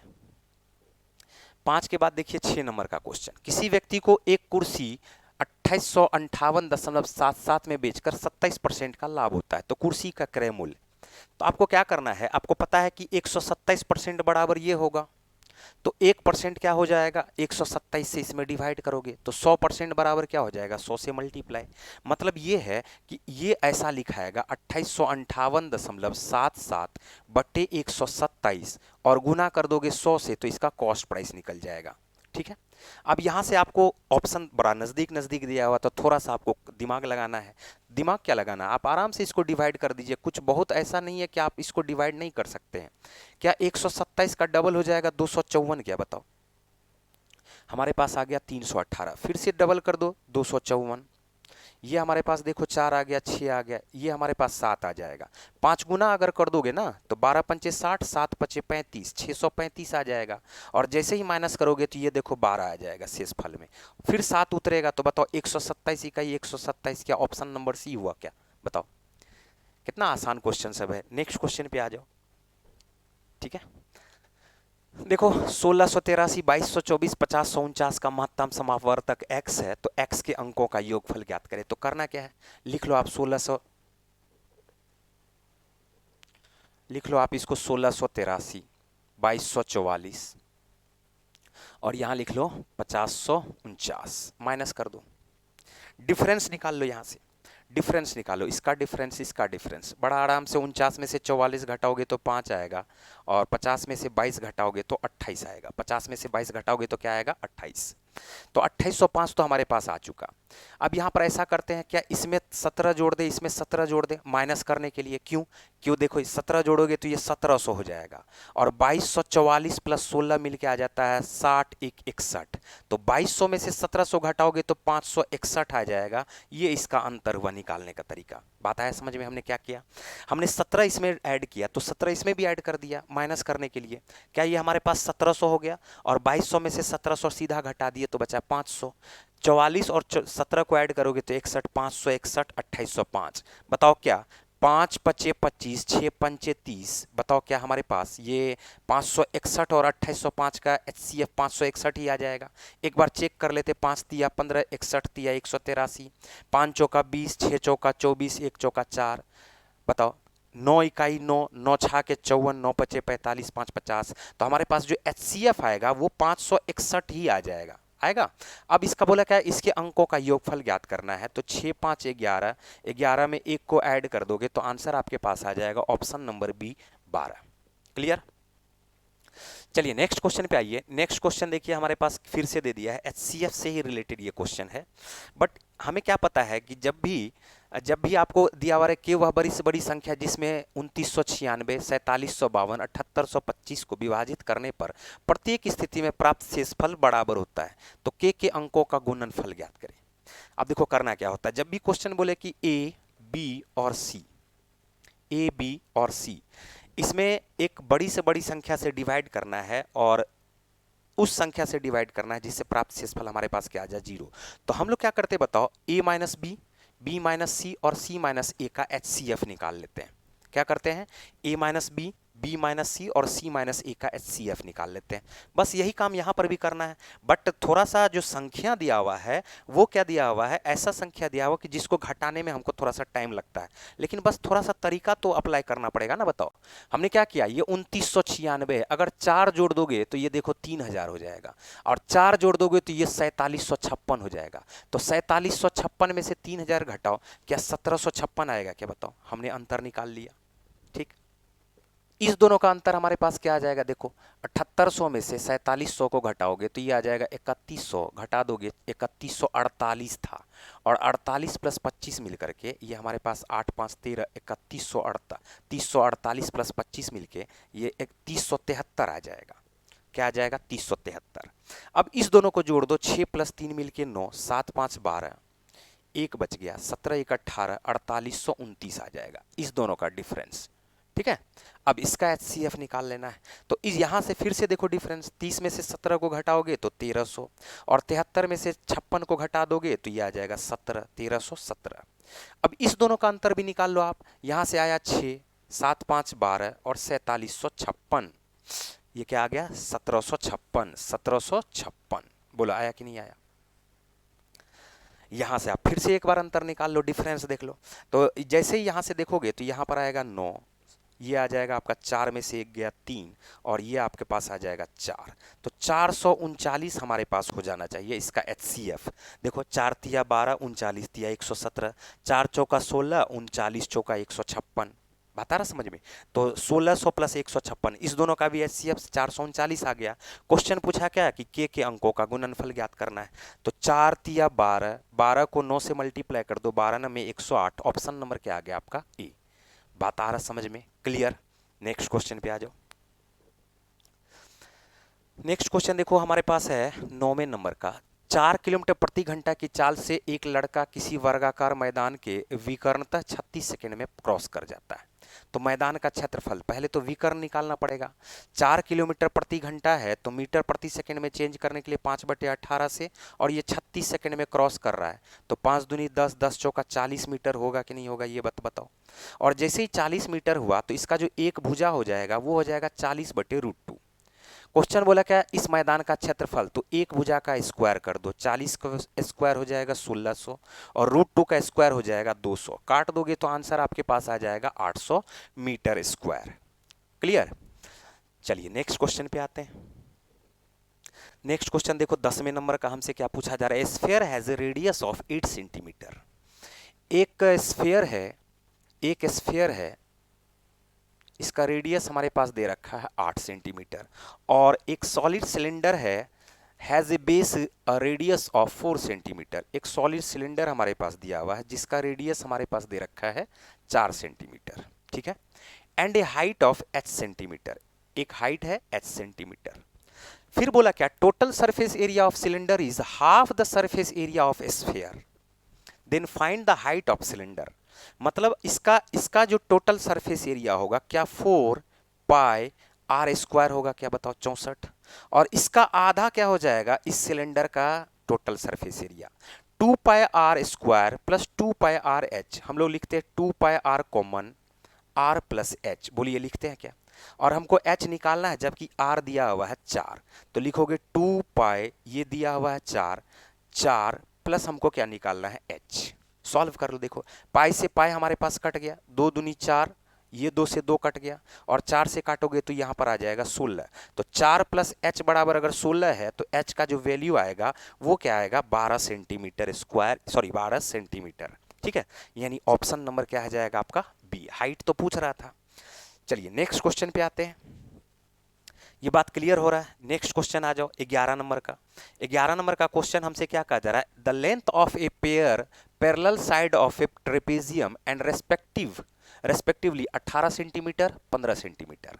दो पैरेलल साइड दिया हुआ हमारे पास 18 सेंटीमीटर और 15 सेंटीमीटर एक ट्रेपेजियम का समलंब चतुर्भुज का, ठीक है, और perpendicular distance between these two sides is 12 centimetre. मतलब सब कुछ तो दे रखा है, अब इसका एरिया पूछा क्या होता है बताओ, हाफ इंटू समांतर भुजाओं का योग यानी 33 और इस दोनों के बीच का डिफरेंस यानी हाइट 12। तो यहां से काटोगे 2 छा के 12, 6 तिया 18 और 18 को 11 से गुना करोगे तो ये 198 सेंटीमीटर स्क्वायर आ जाएगा। 18 को 11 से कैसे गुना करते हैं ये सब चीज आपको मन में ही करना पड़ेगा, ये 8 है ये 1 है, दोनों को ऐड करके बीच में लिख लेना है 198। बोलो बात सही है। चलिए नेक्स्ट क्वेश्चन पे आइए। 12 नंबर का क्वेश्चन देखिए क्या कह रहा है। 12 नंबर का क्वेश्चन हमसे क्या कह रहा है, इसको ध्यान से देखिएगा, बहुत अच्छा क्वेश्चन है ये। एक cylinder is inscribed in A sphere, एक हमारे पास गोला दिया हुआ, ओके, और इसमें एक सिलेंडर हमारे पास दे रखा है जो इसके अंदर है, जो इसके क्या है अंदर है, ठीक। कहा क्या जा रहा है, the radius of sphere is 5/6 times. Radius of sphere, sphere की अगर बात किया जाए, स्फीयर की अगर बात किया जाए गोले की, तो गोले का जो रेडियस दिया हुआ वो अगर 5 यूनिट है तो हाइट इसका जो दिया हुआ, हाइट ऑफ सिलेंडर, सिलेंडर का हमारे पास जो हाइट दिया हुआ है वो हमारे पास 6 दे रखा है, ठीक है।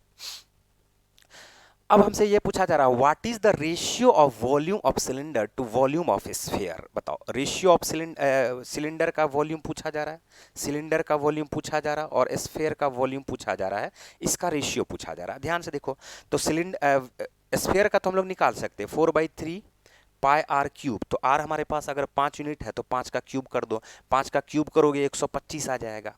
लेकिन अब सिलेंडर का वॉल्यूम निकालने के लिए हमारे पास चाहिए pi R square into H, H हमारे पास 6 दे रखा है, तो आर स्क्वायर कैसे निकालते हैं यही तो निकालना है। अब यहां पर देखो क्या, इतना बात तो पता होगा कि ये हमारे पास क्या हो जाएगा, व्यास हो जाएगा, किसका, वृत्त का व्यास। तो वृत्त का अगर ये व्यास हो जाएगा और इसका रेडियस हमारे पास 5 दे रखा है, तो बताओ क्या ये हमारे पास टोटल व्यास 10 हो जाएगा, और हाइट अगर हमारे पास 6 दे रखा है तो क्या ये भी 6 हो जाएगा, क्या बताओ।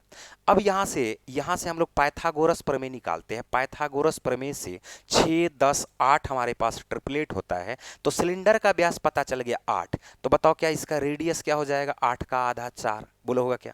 अब यहां से पाई आर स्क्वायर इंटू एच कर दो, पाई आर स्क्वायर यानी 16 और एच हमारे पास 6 दिया हुआ ही था, 6 हमारे पास दिया हुआ ही था। सॉल्व कर लो, पाई से पाई कट गया, पाई से पाई कट गया, 4 चौका 16, 6 चौका 24, 24 तिया 72 और उस तरफ हमारे पास बच गया 125।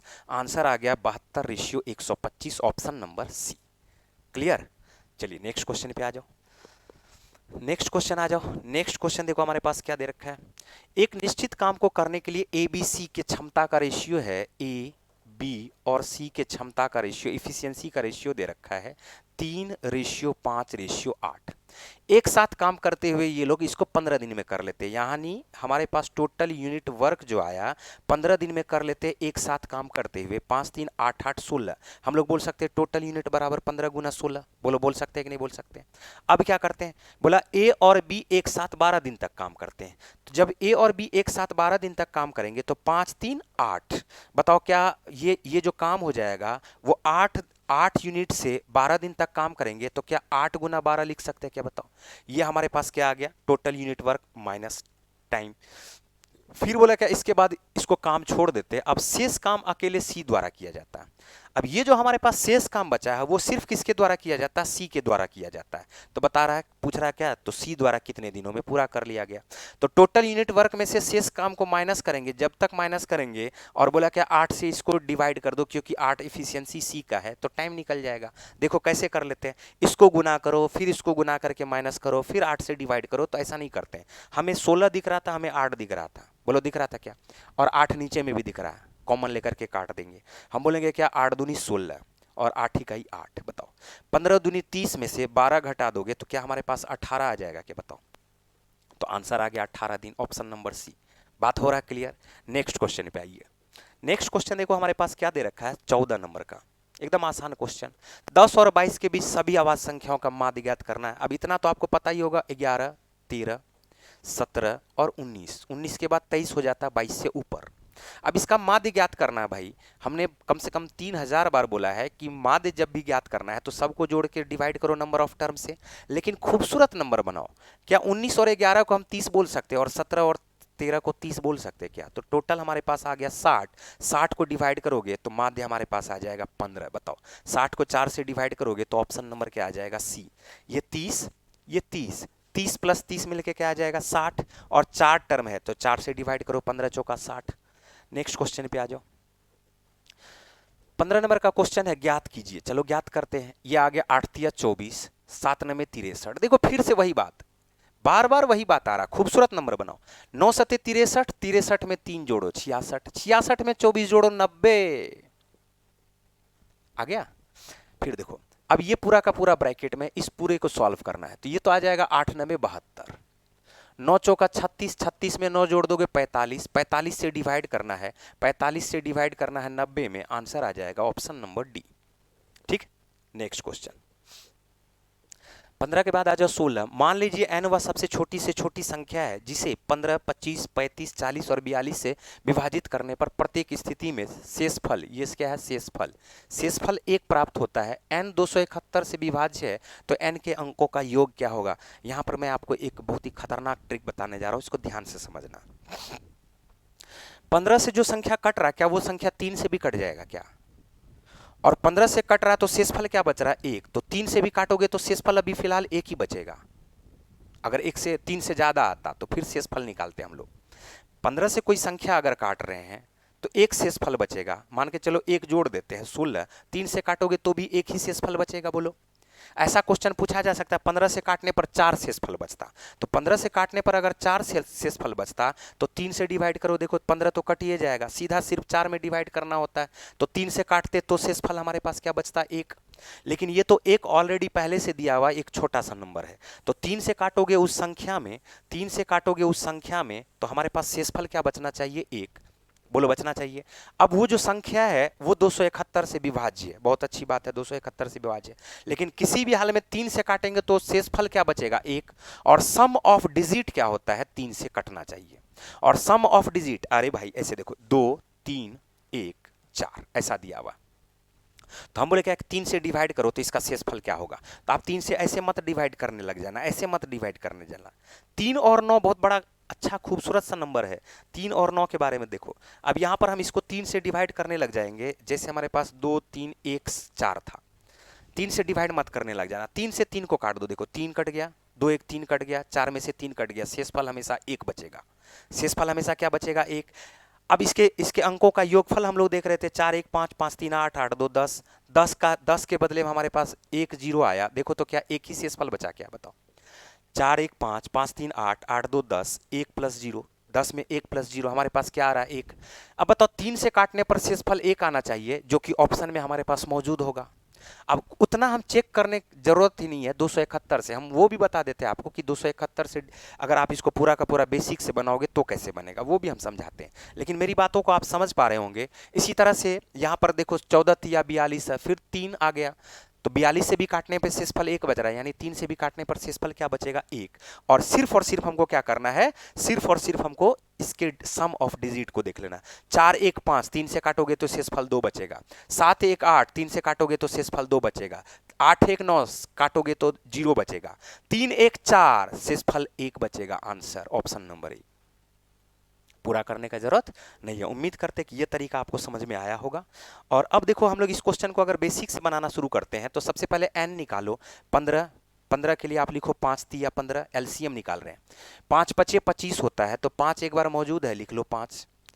फिर होता है 5 सते 35, 7 नहीं है मौजूद, 7 लिख लो।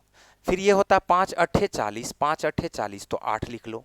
और ये होता है 7 छा के 42, 7 मौजूद है, 3 मौजूद है और 2 भी मौजूद है। तो अब हमारे पास ये आ चुका है टोटल ये हमारे पास एलसीएम आ चुका है। ये भी एलसीएम निकालने का तरीका।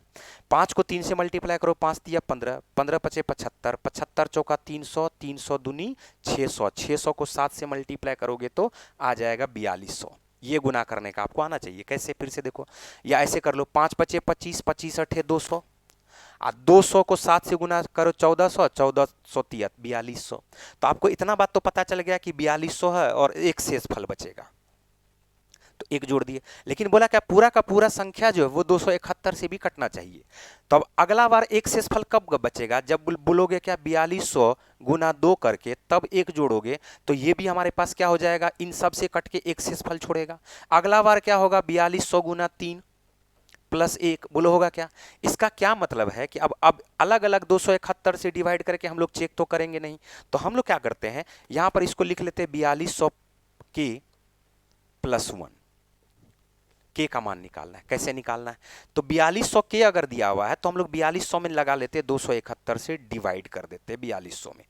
तो 4200 को 271 से डिवाइड करोगे, यहां लिखोगे 271 इकाई 271, ये आ गया 9, ये आ गया 4, ये आ गया। अब इसको अगर डिवाइड करोगे तो 5 से कर दो 2710, 5 से कर दो 2710 का आधा हो जाएगा 1355। 1355, क्या ये हमारे पास 5 आया, हमारे पास ये 3 आया और ये हमारे पास 1 आया, 135 बचा। अब बताओ क्या हम लोग इसको ऐसे लिख सकते हैं क्या, 271 गुना 15 प्लस 135, 4200 को हम लोग 4200 के को 271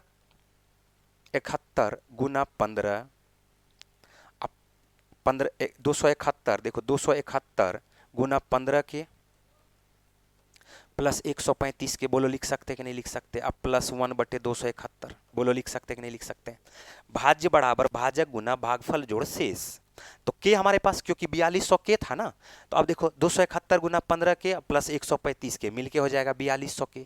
अब बताओ कि 271 से ये डिविजिबल है क्या, क्यों, 271 के मल्टीपल में जो भी है, 271 से अगर 271 डिविजिबल है तो पूरी संख्या भी डिविजिबल होगी। अब तो सिर्फ हमको चेक क्या करना है, मात्र 135 के प्लस 1 में चेक करना है 271 से। अब एकदम आराम से आ गया, देखो कैसे, 135 दूनी 270 प्लस 1, यानी के का जो वैल्यू आया, के का जो वैल्यू आया वो हमारे पास क्या आ गया, 2 आ गया। और जैसे ही के का वैल्यू 2 आया तो अब हम लोग लिख सकते वो संख्या क्या होगा, तो 4200 का डबल हो जाएगा 8400, 8400 में 1 जोड़ दोगे तो वह संख्या हमारे पास क्या आएगा, 8401, जो 271 से भी डिविजिबल है और 15 25 35 40 42 से डिवाइड करने पर एक शेषफल भी छोड़ रहा है। अब यहां से बोला अंकों का योगफल देखो, 8 4 12, 12 1 13, देखो तो क्या 13 ही आया था क्या, बताओ हमने जो तरीका बताया। 8 4 12 देखो 3 से डिवाइड करने पर एक ही शेषफल बचेगा क्या, 8 4 12, 12 से 12 कट गया, बचा 1। तो बस हम लोग ऑप्शन में से चेक कर लिया। हाँ, ऐसा अगर दो ऑप्शन टकरा जाता, ऐसा अगर दो ऑप्शन टकरा जाता, क्योंकि अंकों का योगफल है, ऐसा अगर दो ऑप्शन टकरा जाता तो फिर हम लोग क्वेश्चन को ऐसे बेसिक से बना लेते। लेकिन कितना देर लगेगा उसमें चेक करने में, बताओ। चलिए नेक्स्ट क्वेश्चन पे आते हैं। उम्मीद करते हैं कि ये तरीका भी आप सबको समझ में आ गया होगा। 16 के बाद आ जाओ, यहां पर देखो 17 नंबर का क्वेश्चन। रबीश ने एक पुस्तक का 4/5 भाग पढ़ा है, जबकि सोमा ने पुस्तक पढ़ रही है, उसने केवल 5/8 भाग पढ़ा है। उनमें से प्रत्येक अपनी पुस्तकों के 120 पृष्ठ पढ़ने में अभी शेष है। सोमा ने रवीश द्वारा पढ़े गए पृष्ठों की संख्या का कितना हिस्सा पढ़ा। देखो कितना आसान क्वेश्चन।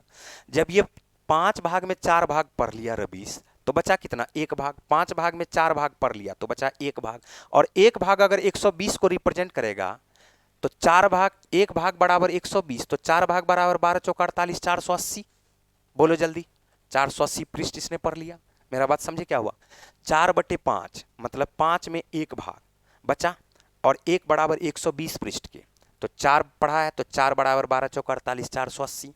ये देखो 8 में 5 भाग पढ़ी है, टोटल 8 में ये 5 भाग पढ़ ली, तो बचा कितना, 3, और 3 यूनिट रिप्रेजेंट करेगा 120 को, तो 1 यूनिट बराबर 40, तो 5 यूनिट बराबर 5 चौका 20, क्या 200 होगा क्या। बात आ रहा समझ में हमने क्या कहा। इस 8 में से 5 भाग इसने पढ़ लिया, 3 भाग इसने नहीं पढ़ा, तो 3 बराबर 120 के हम बोल सकते 1 यूनिट बराबर 40 के।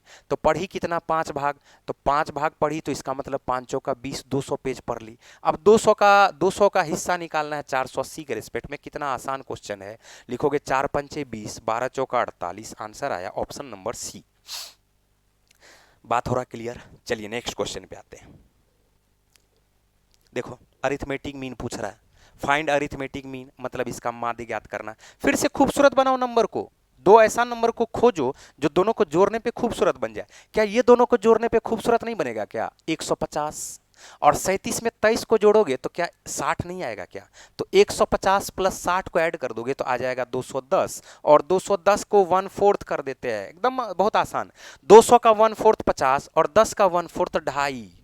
200 का 1/4 50 और 10 का 1/4 2.5, तो 50 और 2.5 को ऐड कर दोगे आंसर आ जाएगा 52.5। बोला आएगा क्या। 19 नंबर का क्वेश्चन देखिए क्या दिया हुआ है फिर से। तो ये आ गया आपका क्या, ये आ गया आपका, देखो 4 तिया 12, 1 13/3 लिख दो इसको, ठीक है। अब इसको सॉल्व करते हैं। ये आ जाएगा 4 में से 3 घटाओगे तो 1, 1/2 में से 1/3 घटाओगे तो 1/6, तो 1.1/6 को हम लोग लिख सकते हैं 7/6। बोलो लिख सकते कि नहीं लिख सकते। हमने क्या सब किया इसको ध्यान से देखो। हमने 4 में से 3 घटाया तो 1, अब 1/2 में से 1/3 घटाओ तो लिखोगे 6, 3 इकाई 3, 2 इकाई 2, तो 1.1/6 का मतलब क्या हो जाएगा 7/6, गुना में है ये 1/3, तो हम लोग लिख सकते हैं 7/18, और इसको क्या लिख सकते हैं 3 दूनी 6 2 12, 3 दूनी 6 6 2 8, ये आ गया 8/3, 8/3, और 8/3 में से 7/18 को माइनस कर देते हैं। बताओ देखो 3 छा के 18, तो 8 छा के 48 माइनस 7, तो ये आ जाएगा 41/18, और यहाँ पर डिवीजन का साइन है 13/3 के, तो आप इसको रिवर्स मल्टीप्लाई कर दोगे तो गुना आ जाएगा 13/3, गुना कर दो 18/41। तो बताओ क्या 3 छा के 18, नीचे में तो हमारे पास 41 ही बचेगा, नीचे में यहाँ 25 है, यहाँ 25 है, यहाँ 5 है, तो एकमात्र ऑप्शन क्या हमारे पास डी बचेगा। क्या बताओ 41 वाला डिनोमिनेटर वाला, या आप इसको डिवाइड करके चेक कर लेना। 13 छाके 78/41, देखो 1 13 छाके 78/41, 1.37/41 आ जाएगा। बताओ क्लियर। चलिए नेक्स्ट क्वेश्चन पे आते हैं। नेक्स्ट क्वेश्चन देखिए हमारे पास दिया हुआ साइन थीटा बराबर 4/5 के, तो ये परपेंडिकुलर हुआ, ये हाइपोटेनियस हुआ, तो बेस 3 4 5 ट्रिपलेट होता है, 3 4 5 ट्रिपलेट, तो बेस आ जाएगा 5 के। बोलो आ गया, बस सॉल्व हो गया। 3 गुना टेन थीटा, तो टेन थीटा के जगह पे हम लोग क्या लिख सकते हैं, परपेंडिकुलर बटे बेस, परपेंडिकुलर बटे क्या लिखते हैं बेस, यही लिखते हैं क्या, साइन थीटा परपेंडिकुलर बटे हाइपोटेनियस, बेस हमारे पास 3 होगा ना, 3 5 3 4 5 का ट्रिपलेट, तो टेन थीटा बराबर परपेंडिकुलर बटे बेस, मतलब हम लोग इसको क्या लिखेंगे 4/3। देखो कितना आसान क्वेश्चन, 3 से 3 कट जाएगा।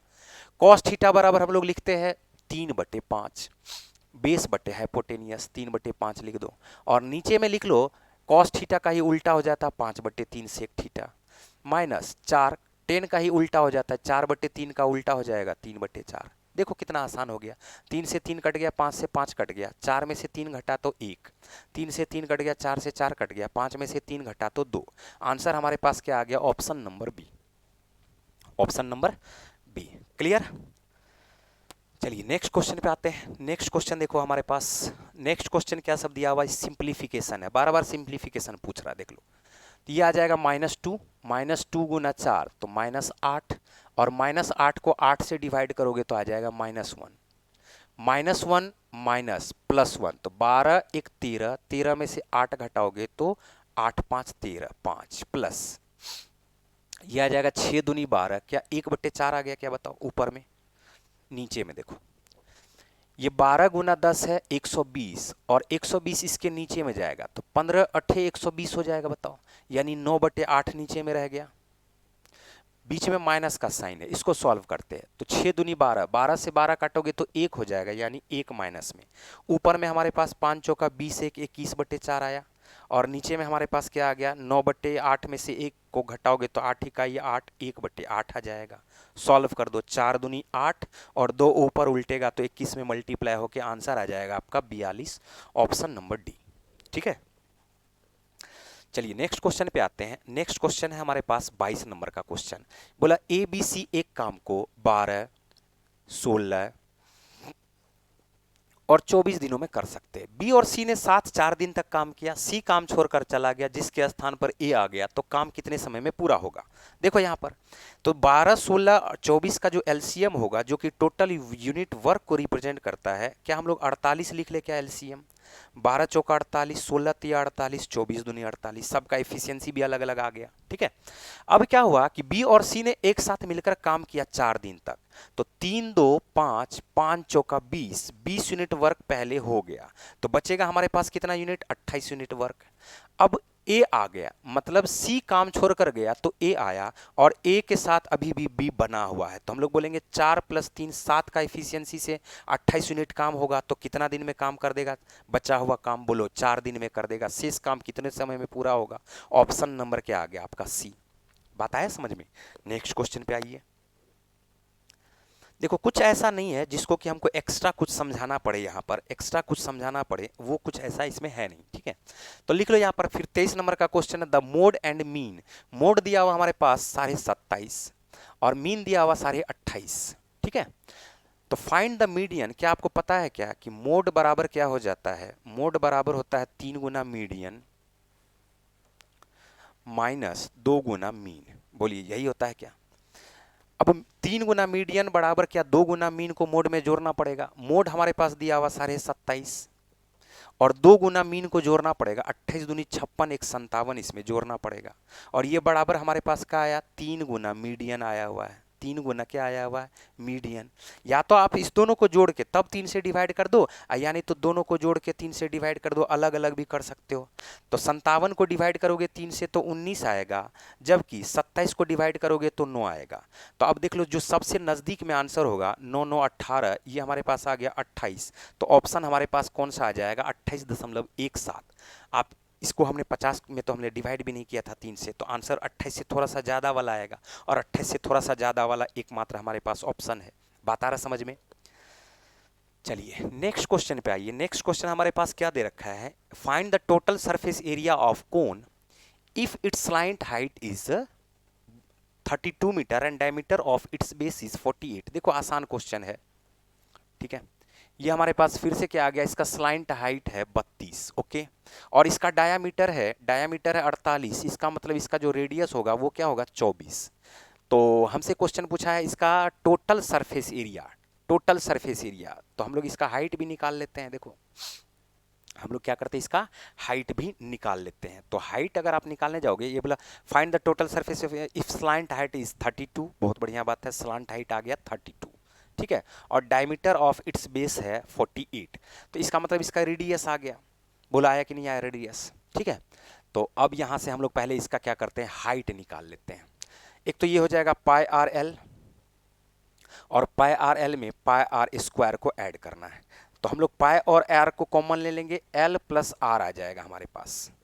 तो आर हमारे पास आया हुआ, हाइट निकालने का जरूरत नहीं पड़ा, देखो 22/7, आर हमारे पास क्या है 24, और 24 में 32 को ऐड कर दो तो ये आ जाएगा 56। हाइट निकालने का कोई जरूरत नहीं है, 7 8 56 हो गया, बताओ 7 8 क्या हो गया 56। अब देख लो 7 8 अगर 56 हुआ तो 24 चौका होता है 96, 96 दूनी 192, अब 192 को पहले डबल कर दो तो ये आ जाएगा 384। अब इसको 11 से गुना कर दो, एकदम तरीका है। 24 8, अरे भाई 24 दूनी 48, 48 दूनी 96, 96 दूनी 192, मतलब हो गया ना 8 से गुना। 2 दूनी 4 दूनी 8, 24 दूनी 48, 48 दूनी 96, 96 दूनी कितना हो गया बताओ 192, और 192 को फिर हमने 2 से मल्टीप्लाई कर दिया, 19 दूनी 38, 2 दूनी 4, सिर्फ 11 से मल्टीप्लाई करना है बताओ। तो क्या लिखोगे 4, 8 4 12, 8 3 11 1 12, 3 1 4, आंसर हमारे पास आ जाएगा 4224 सेंटीमीटर स्क्वायर, 4224 मीटर स्क्वायर। बात आया समझ में? चलिए नेक्स्ट क्वेश्चन की तरफ बढ़ते हैं हम लोग। 24 के बाद आ जाओ 25।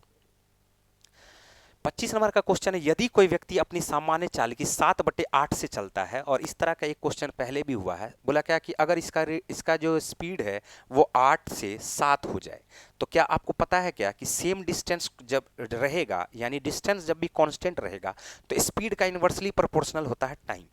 तो स्पीड दिया हुआ 8 7, तो 7 से क्या हो जाएगा 8, रियल स्पीड से रियल टाइम लगता है, बोलो लगता है क्या? बोला क्या वह अपने कार्यालय समान समय से 20 मिनट के डिस्टेंस देर से पहुंचा, तो 1 यूनिट बराबर हम लोग लिखेंगे 20, ठीक है। तो बोला जा रहा है उसके द्वारा लिया जाने वाला सामान्य समय, तो रियल स्पीड से रियल टाइम, तो 1 यूनिट बराबर 20 के, तो 7 यूनिट बराबर हो जाएगा 140 मिनट के। ऑप्शन नंबर क्या हो जाएगा डी। बात आ रहा समझ में? एकदम आसान आसान क्वेश्चन देख लो। नेक्स्ट क्वेश्चन पे आ जाओ। नेक्स्ट क्वेश्चन हमारे पास क्या दे रखा है, हाँ ये देखो, ये क्वेश्चन थोड़ा सा क्या है, टफ नहीं है ये क्वेश्चन। सबसे बड़ा बात क्या है ना कि अब इतना नजदीक नजदीक में वैल्यू दिया हुआ, देखो ये 7 6 5, ये 7 6 5 9 है, 8 है, 190 190। अब इससे ज्यादा नजदीक में वैल्यू क्या हो सकता है बताओ? यहाँ भी देखो 8 9 8 6 5 9 8 6 5। तो एग्जाम के पॉइंट ऑफ व्यू से अगर आप देखा जाए तो आप इस क्वेश्चन को कैसे बनाएंगे, मैं वो यहाँ पर आपको समझाता हूँ। लेकिन कभी कभी क्या करना है, इस तरह का जो क्वेश्चन रहेगा जिसमें आपको लगेगा कि नहीं 2-3 मिनट लग जा रहा है, तो उस तरह के क्वेश्चन को पहले आप स्किप कर दे, बाद में अगर आपको टाइम मिलता है तो फिर इस क्वेश्चन को सॉल्व करें। मैं आपको समझाता हूँ और इस क्वेश्चन को समझने का आप कोशिश करोगे, तो अगर गौर से देखोगे तो माइनस वाला जो टर्म है वो बड़ा है। माइनस वाला जो टर्म है वो देखो क्या है, 2071, देखो 1591 81। तो माइनस वाला टर्म हमारे पास क्या है, बड़ा है, बोलो है क्या? तो क्या सब करते, देखो ध्यान से, ये 7100 है, दशमलव के बाद वाला 7100, ये 20 आ गया 7120, ये 7100 900 मिलके 8020, और 8020 में ये 4200 को ऐड करोगे तो आगे 8020 में आप यहाँ पर 4200 को ऐड कर दो, ये दशमलव वाला है ना, तो आप इस दोनों को ऐड करोगे तो ये आ जाएगा देखो 1.2220, बोला आएगा क्या? 8 4 12, ठीक है। अब क्या करते हैं, उसके बाद हम लोग माइनस वाला देखते हैं। तो माइनस वाला एकमात्र हमारे पास जो टर्म है वो -1985 है। तो आपको क्या करना है इस क्वेश्चन में जानते हैं, आपको क्या करना है, तो इसमें से आप इसको मत घटाइए, इसमें से आप इसको घटा दीजिए। देखो क्या लिखना है बताओ, 1985 और माइनस करते हैं 2220, 5 में से 5 गया 0, ये देखो 6 आ गया, ये 7 आ गया, और 11 में से 2 को घटाओगे तो ये 9 आ जाएगा। तो देख लो कौन सा आंसर है, 11 में से 2 को घटाओगे, आगे कुछ होगा ना, 11 में से 2 को घटाओगे तो 9 आ जाएगा। बाकी आगे वगैरह कुछ चेक करने की जरूरत नहीं, 190 190 190 190 तो सब में आएगा ही आएगा, और माइनस वाला टर्म आएगा, तो ये प्लस वाला तो पहले ही छटा गया था, बोलो है ना। तो हमारे पास क्या आ जाएगा देखो 0.9765 वाला, तो एकमात्र हमारे पास जो ऑप्शन है 976 वाला वो है ऑप्शन ए में। क्लियर? चलिए नेक्स्ट क्वेश्चन पे आते हैं। नेक्स्ट क्वेश्चन देखिए हमारे पास दिया हुआ 26 के बाद 27। 8 पेन को 75 रुपया में बेचा तो 25% का लॉस हुआ, 24% का प्रॉफिट प्राप्त करने के लिए 372 में कितने बेचने होंगे? हम लोग क्या करते हैं, वस्तु की संख्या को लिखते हैं नीचे 8 पेन, और 75 रुपया में बेच रहा है तो इसको 75% पे बेचा, तभी तो 25% का लॉस हुआ। ऊपर वाला रुपया को रिप्रेजेंट कर रहा है, याद रखना, और नीचे वाला पेन को रिप्रेजेंट कर रहा है, वस्तु को रिप्रेजेंट कर रहा है, ये भी याद रखना, ठीक। तो 75% बराबर 75/8, तो 24% प्रॉफिट प्राप्त करना है, तो क्या 124% बराबर निकालना पड़ेगा क्या? लिखोगे 75/8/75 गुना 124, बोलो बात सही है? 75 से 75 देखो कट गया, और ध्यान से अगर देखोगे तो बोला 372 रुपया में कितने पेन बेचने चाहिए। एग्जाम में क्वेश्चन ही ऐसा देता है कि डेटा आपके लिए तैयार कर देता है कि आप इस क्वेश्चन को बनाइए। देखो 124 का क्या 3 गुना है क्या? 372 बोलोगे हाँ।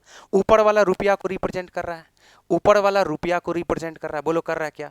और नीचे वाला जो है वो पेन को रिप्रेजेंट कर रहा है 8 रुपया को। कब? जब 24% का प्रॉफिट होता है। तो हम बोलते हैं 124 रुपया में 8 पेन बेचेगा, तब इसको 24% का, तो 372 में कितना बेचेगा। तो बताओ क्या 372 जो है इसका 3 गुना है क्या, बोलोगे हाँ 3 गुना है। तो 8 का भी आप 3 गुना कर दो तो आ जाएगा 24 पेन। आंसर क्या आ गया देख लो, 24 पेन, ऑप्शन नंबर डी। बात सही है। चलिए नेक्स्ट क्वेश्चन पे आइए। नेक्स्ट क्वेश्चन हमारे पास है 28 नंबर का। यदि 8 अंकीय संख्या, ये दिया हुआ पूरा संख्या 11 से विभाज्य है, तो डिविजिबिलिटी रूल 11 का सबको पता होना चाहिए। क्या करोगे, 9 4 13, 13 1 14, 14 5 19, माइनस 6 2 8, 8 3 11, 11 प्लस ई, 11 प्लस ई। अब बताओ भाई कि इस दोनों का जो अंतर होना चाहिए, क्या 0 नहीं होना चाहिए क्या, या 11 नहीं होना चाहिए क्या, या 11 का मल्टीपल। तो अब 11 अगर कर दोगे तो डबल डिजिट में आना शुरू हो जाएगा। तो हम लोग ए के जगह पे क्या रख दें कि इस दोनों का योगफल इसके बराबर आ जाए, तभी तो माइनस करेंगे तो 0। तो बोलोगे सर आप 8 रख दीजिए, 8 1 9 19, 19 में से 19 घटेगा 0, यानी ए का जो वैल्यू आ जाएगा वो क्या आ जाएगा आपका 8। क्लियर। 28 के बाद आ जाओ 29 नंबर का क्वेश्चन। एक व्यक्ति 50 किलोमीटर प्रति घंटा के किलोमीटर प्रति घंटा 25 किलोमीटर प्रति घंटा की चाल से 250 किलोमीटर, 120 किलोमीटर और 50 किलोमीटर की दूरी तय करती है। यदि पूरी यात्रा में उसकी औसत चाल 42 किलोमीटर प्रति घंटा है तो के का मान ज्ञात करें। सोचिए थोड़ा सा, अगर 250 किलोमीटर जाएगा 50 किलोमीटर पर आवर से तो क्या 5 घंटा लगेगा क्या, बताओ। प्लस 120 किलोमीटर जाएगा के किलोमीटर पर आवर से तो क्या 120 बटे के आवर लगेगा क्या। प्लस 25 किलोमीटर जाएगा, 25 किलोमीटर प्रति घंटा की रफ्तार से 50 किलोमीटर जाएगा तो क्या 50 बटे 25 2 घंटा लिखोगे क्या, बताओ। और टोटल डिस्टेंस हमारे पास क्या है, 250 प्लस 120 प्लस 50, 250 प्लस 50 300, 300 प्लस 120 420, और 420 किलोमीटर जा रहा है, टोटल डिस्टेंस जा रहा है 420 किलोमीटर जा रहा है ये 42 किलोमीटर पर आवर के रफ्तार से। तो क्या टोटल टाइम 10 घंटा होगा क्या। तो टोटल टाइम अगर 10 घंटा के बराबर होगा तो देखो अब कितना आसान हो गया, 5 2 7 बराबर के उस तरफ जाएगा तो 3 आ जाएगा। अब 120 बटे के जगह पे क्या 40 किलोमीटर प्रति घंटा रख दोगे क्या, तभी तो 3 बार में ये कट जाएगा। तो आंसर हमारे पास क्या आ गया, के का जो वैल्यू है वो आ गया हमारे पास 40 किलोमीटर प्रति घंटा। क्लियर। चलिए नेक्स्ट क्वेश्चन पे आइए। नेक्स्ट क्वेश्चन देखिए हमारे पास 30 नंबर का क्वेश्चन दिया हुआ। एक आयत का विकर्ण है 53 सेंटीमीटर, एक आयत का विकर्ण दे रखा है 53 सेंटीमीटर, बहुत अच्छी बात है। इसका क्षेत्रफल दे रखा है 12, ये अगर ए होगा ये अगर बी होगा। तो क्वेश्चन पूछा आयत का परिमाप ज्ञात करें। क्वेश्चन पे ध्यान देना, इसका जो विकर्ण है, क्या हम लोग इसको ऐसे लिख सकते हैं, विकर्ण बराबर आधार का स्क्वायर प्लस लंब का स्क्वायर, ए स्क्वायर प्लस बी स्क्वायर बराबर 53 का स्क्वायर, और 53 का स्क्वायर 2809 होता है। बोलो होता है कि नहीं होता है।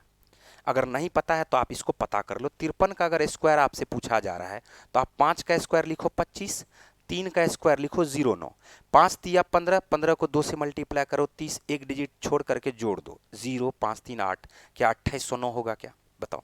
तो ए स्क्वायर प्लस बी स्क्वायर 53 का स्क्वायर हमारे पास क्या आ गया 2809। ठीक है। अब ए इंटू बी दिया हुआ, क्षेत्रफल तो ए इंटू बी है ना, और ये बराबर हमारे पास दिया हुआ 1260 की। क्वेश्चन पूछा है 2 इंटू ए प्लस बी क्या होगा। तो पहले तो हमको पहले निकालना पड़ेगा ए प्लस बी, नहीं निकालना पड़ेगा, निकालते हैं। क्या हम लोग इसको ऐसे लिख सकते हैं क्या, ए प्लस बी बराबर, या ए प्लस बी का होल स्क्वायर बराबर क्या होता है, A square plus B square plus 2ab। बोलिए होता है कि नहीं होता है। अब A square plus B square के जगह पे आप लिख दो 2809, और ए बी हमारे पास अगर 1260 है तो 1260 का डबल 1200 का डबल 2400, 60 का डबल 120, तो क्या हम लोग 2520 लिख सकते हैं कि नहीं लिख सकते हैं। और 2809 में 2520 को ऐड करोगे तो ये आ जाएगा 5329। अब थोड़ा थोड़ा बहुत आपको स्क्वायर रूट स्क्वायर वगैरह तो करने के लिए आना ही पड़ेगा। कैसे भाई, अब देखो इसका स्क्वायर रूट कैसे करते हैं। हमें पता है कि परफेक्ट स्क्वायर नंबर ही है, तभी तो डबल करके कहीं भी ऑप्शन हमारे पास √2 या √3 इस टाइप से नहीं है। परफेक्ट स्क्वायर नंबर है तभी तो इसका स्क्वायर रूट निकलेगा। अब थोड़ा सा दिमाग लगाते हैं, क्या 5329 का अगर स्क्वायर रूट आपको निकालना है तो मैं आपको समझाता हूं, ध्यान से समझना। क्या ये 70 का स्क्वायर 4900 से अधिक है, और ये 80 का स्क्वायर 6400 से बहुत कम है, बताओ है कि नहीं ये कम। अब यूनिट डिजिट अगर हमारे पास 9 दिया हुआ है तो या तो 70 और 80 के बीच में या तो ये 73 का स्क्वायर होगा या तो ये 77 का स्क्वायर होगा। अब बताओ 6400 के ज़्यादा नज़दीक है कि 4900 के? बोलोगे 4900 के ज़्यादा नज़दीक है, तो इसका मतलब ये किसका स्क्वायर है? 73 का स्क्वायर है। एक बार चेक कर लेंगे अगर समझ में नहीं आ रहा तो 7 सत्ते 49, 3 तिया 9 और 7 तिया 21 दूनी 42, जोड़ के देख लो, 9 आया, 2 आया, 7 9 4 13 5।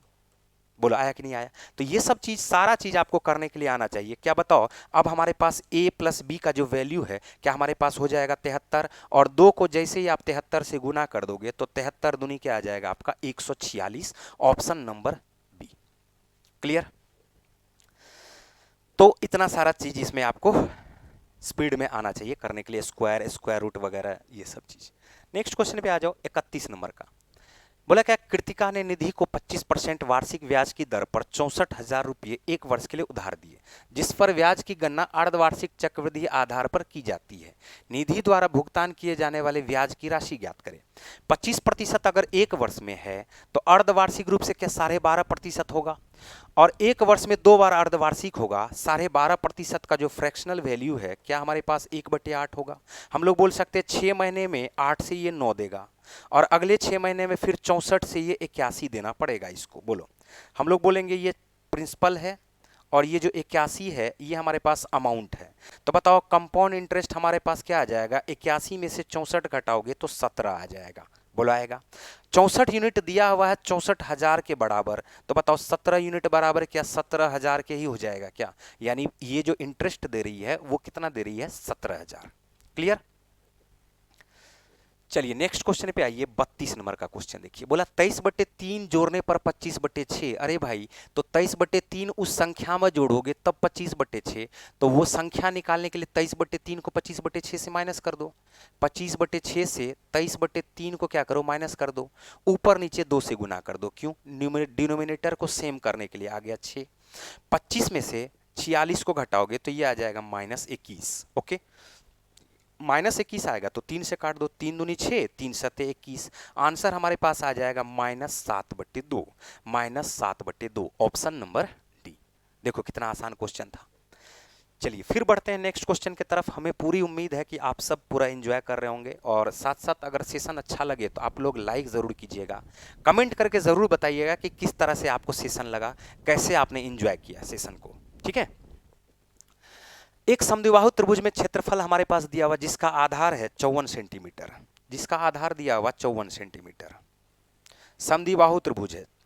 तो अगर लंब यहां से खींच दिया जाएगा तो एक तो ये हाइट हो जाएगा, और समद्विबाहु त्रिभुज में क्या करता है, इसके आधार को 2 इक्वल पार्ट में डिवाइड भी कर देता है। अगर इसका आधार है 54 सेंटीमीटर, अगर इसका आधार है हमारे पास 54 सेंटीमीटर टोटल, तो इसका आधा क्या हो जाएगा? 27। बोलो होगा कि नहीं होगा? फिर क्या बोला? प्रत्येक बराबर भुजा 45 है। प्रत्येक बराबर भुजा क्या है? 45। तो पहले तो आप इसका हाइट निकाल लो। जैसे ही हाइट निकलेगा तो half into base into height कर देंगे। हाइट कैसे निकलेगा? देखो यहां पर ध्यान से देखो, ये 45 है, ये 27 है। क्या 3 4 5 ट्रिपलेट होता है क्या? अगर ये 3 को रिप्रेजेंट करेगा, 3 नंबर 27 हो रहा है, और ये 5 को रिप्रेजेंट करा, थोड़ा सा तो आपको ऑब्जर्व करना ही पड़ेगा। 3 नंबर 27, 5 नंबर 45, तो ये आपका क्या हो जाएगा? 4 नंबर 36। बोलो होगा कि नहीं होगा? तो इस तरह से 27, 36 और 45 आपका क्या हो जाएगा? ट्रिपलेट हो जाएगा। 3 नंबर 27, 5 नंबर 45, तो 4 नंबर 36। अब ये जैसे ही हमारे पास 36 आ गया तो हम लोग बोलेंगे हाफ इंटू 36 गुना 54। बोलो बोलेंगे क्या? अब इसको भी काट दो, ये आ जाएगा 18। 18 पंचे 90, 900, 18 चौका 72, तो आंसर हमारे पास आ जाएगा 972 centimetre square, option number C. Clear? चलिए नेक्स्ट क्वेश्चन पे आइए। नेक्स्ट क्वेश्चन देखिए, कितना आसान है। शुभम ने वार्षिक परीक्षा में 600 में से 345 अंक प्राप्त किए, उसके द्वारा प्राप्त अंकों का प्रतिशत ज्ञात करें। अब इससे आसान क्वेश्चन क्या हो सकता है? हम लोग इसको करेंगे भी नहीं। 345/600 गुना 100, 345/600 गुना 100, 100 से 100 कट जाएगा, 6 से सीधा इसमें डिवाइड करो, 6 पंचे 30, 6 सत्ते 42, 3 बच गया, 6 पंचे 30, 57.5% answer, option number A. Clear? मतलब हमने क्या किया? 345/600 गुना हमने किससे कर दिया? 100 से।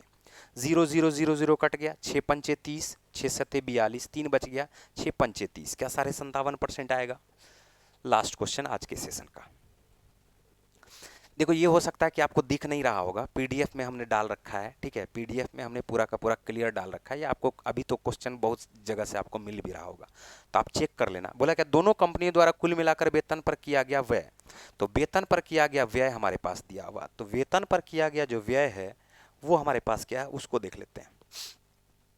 तो 5117 प्लस 4752, इस दोनों को अगर जोड़ दोगे ना, 549718 516527, ये हो गया सैलरी पर।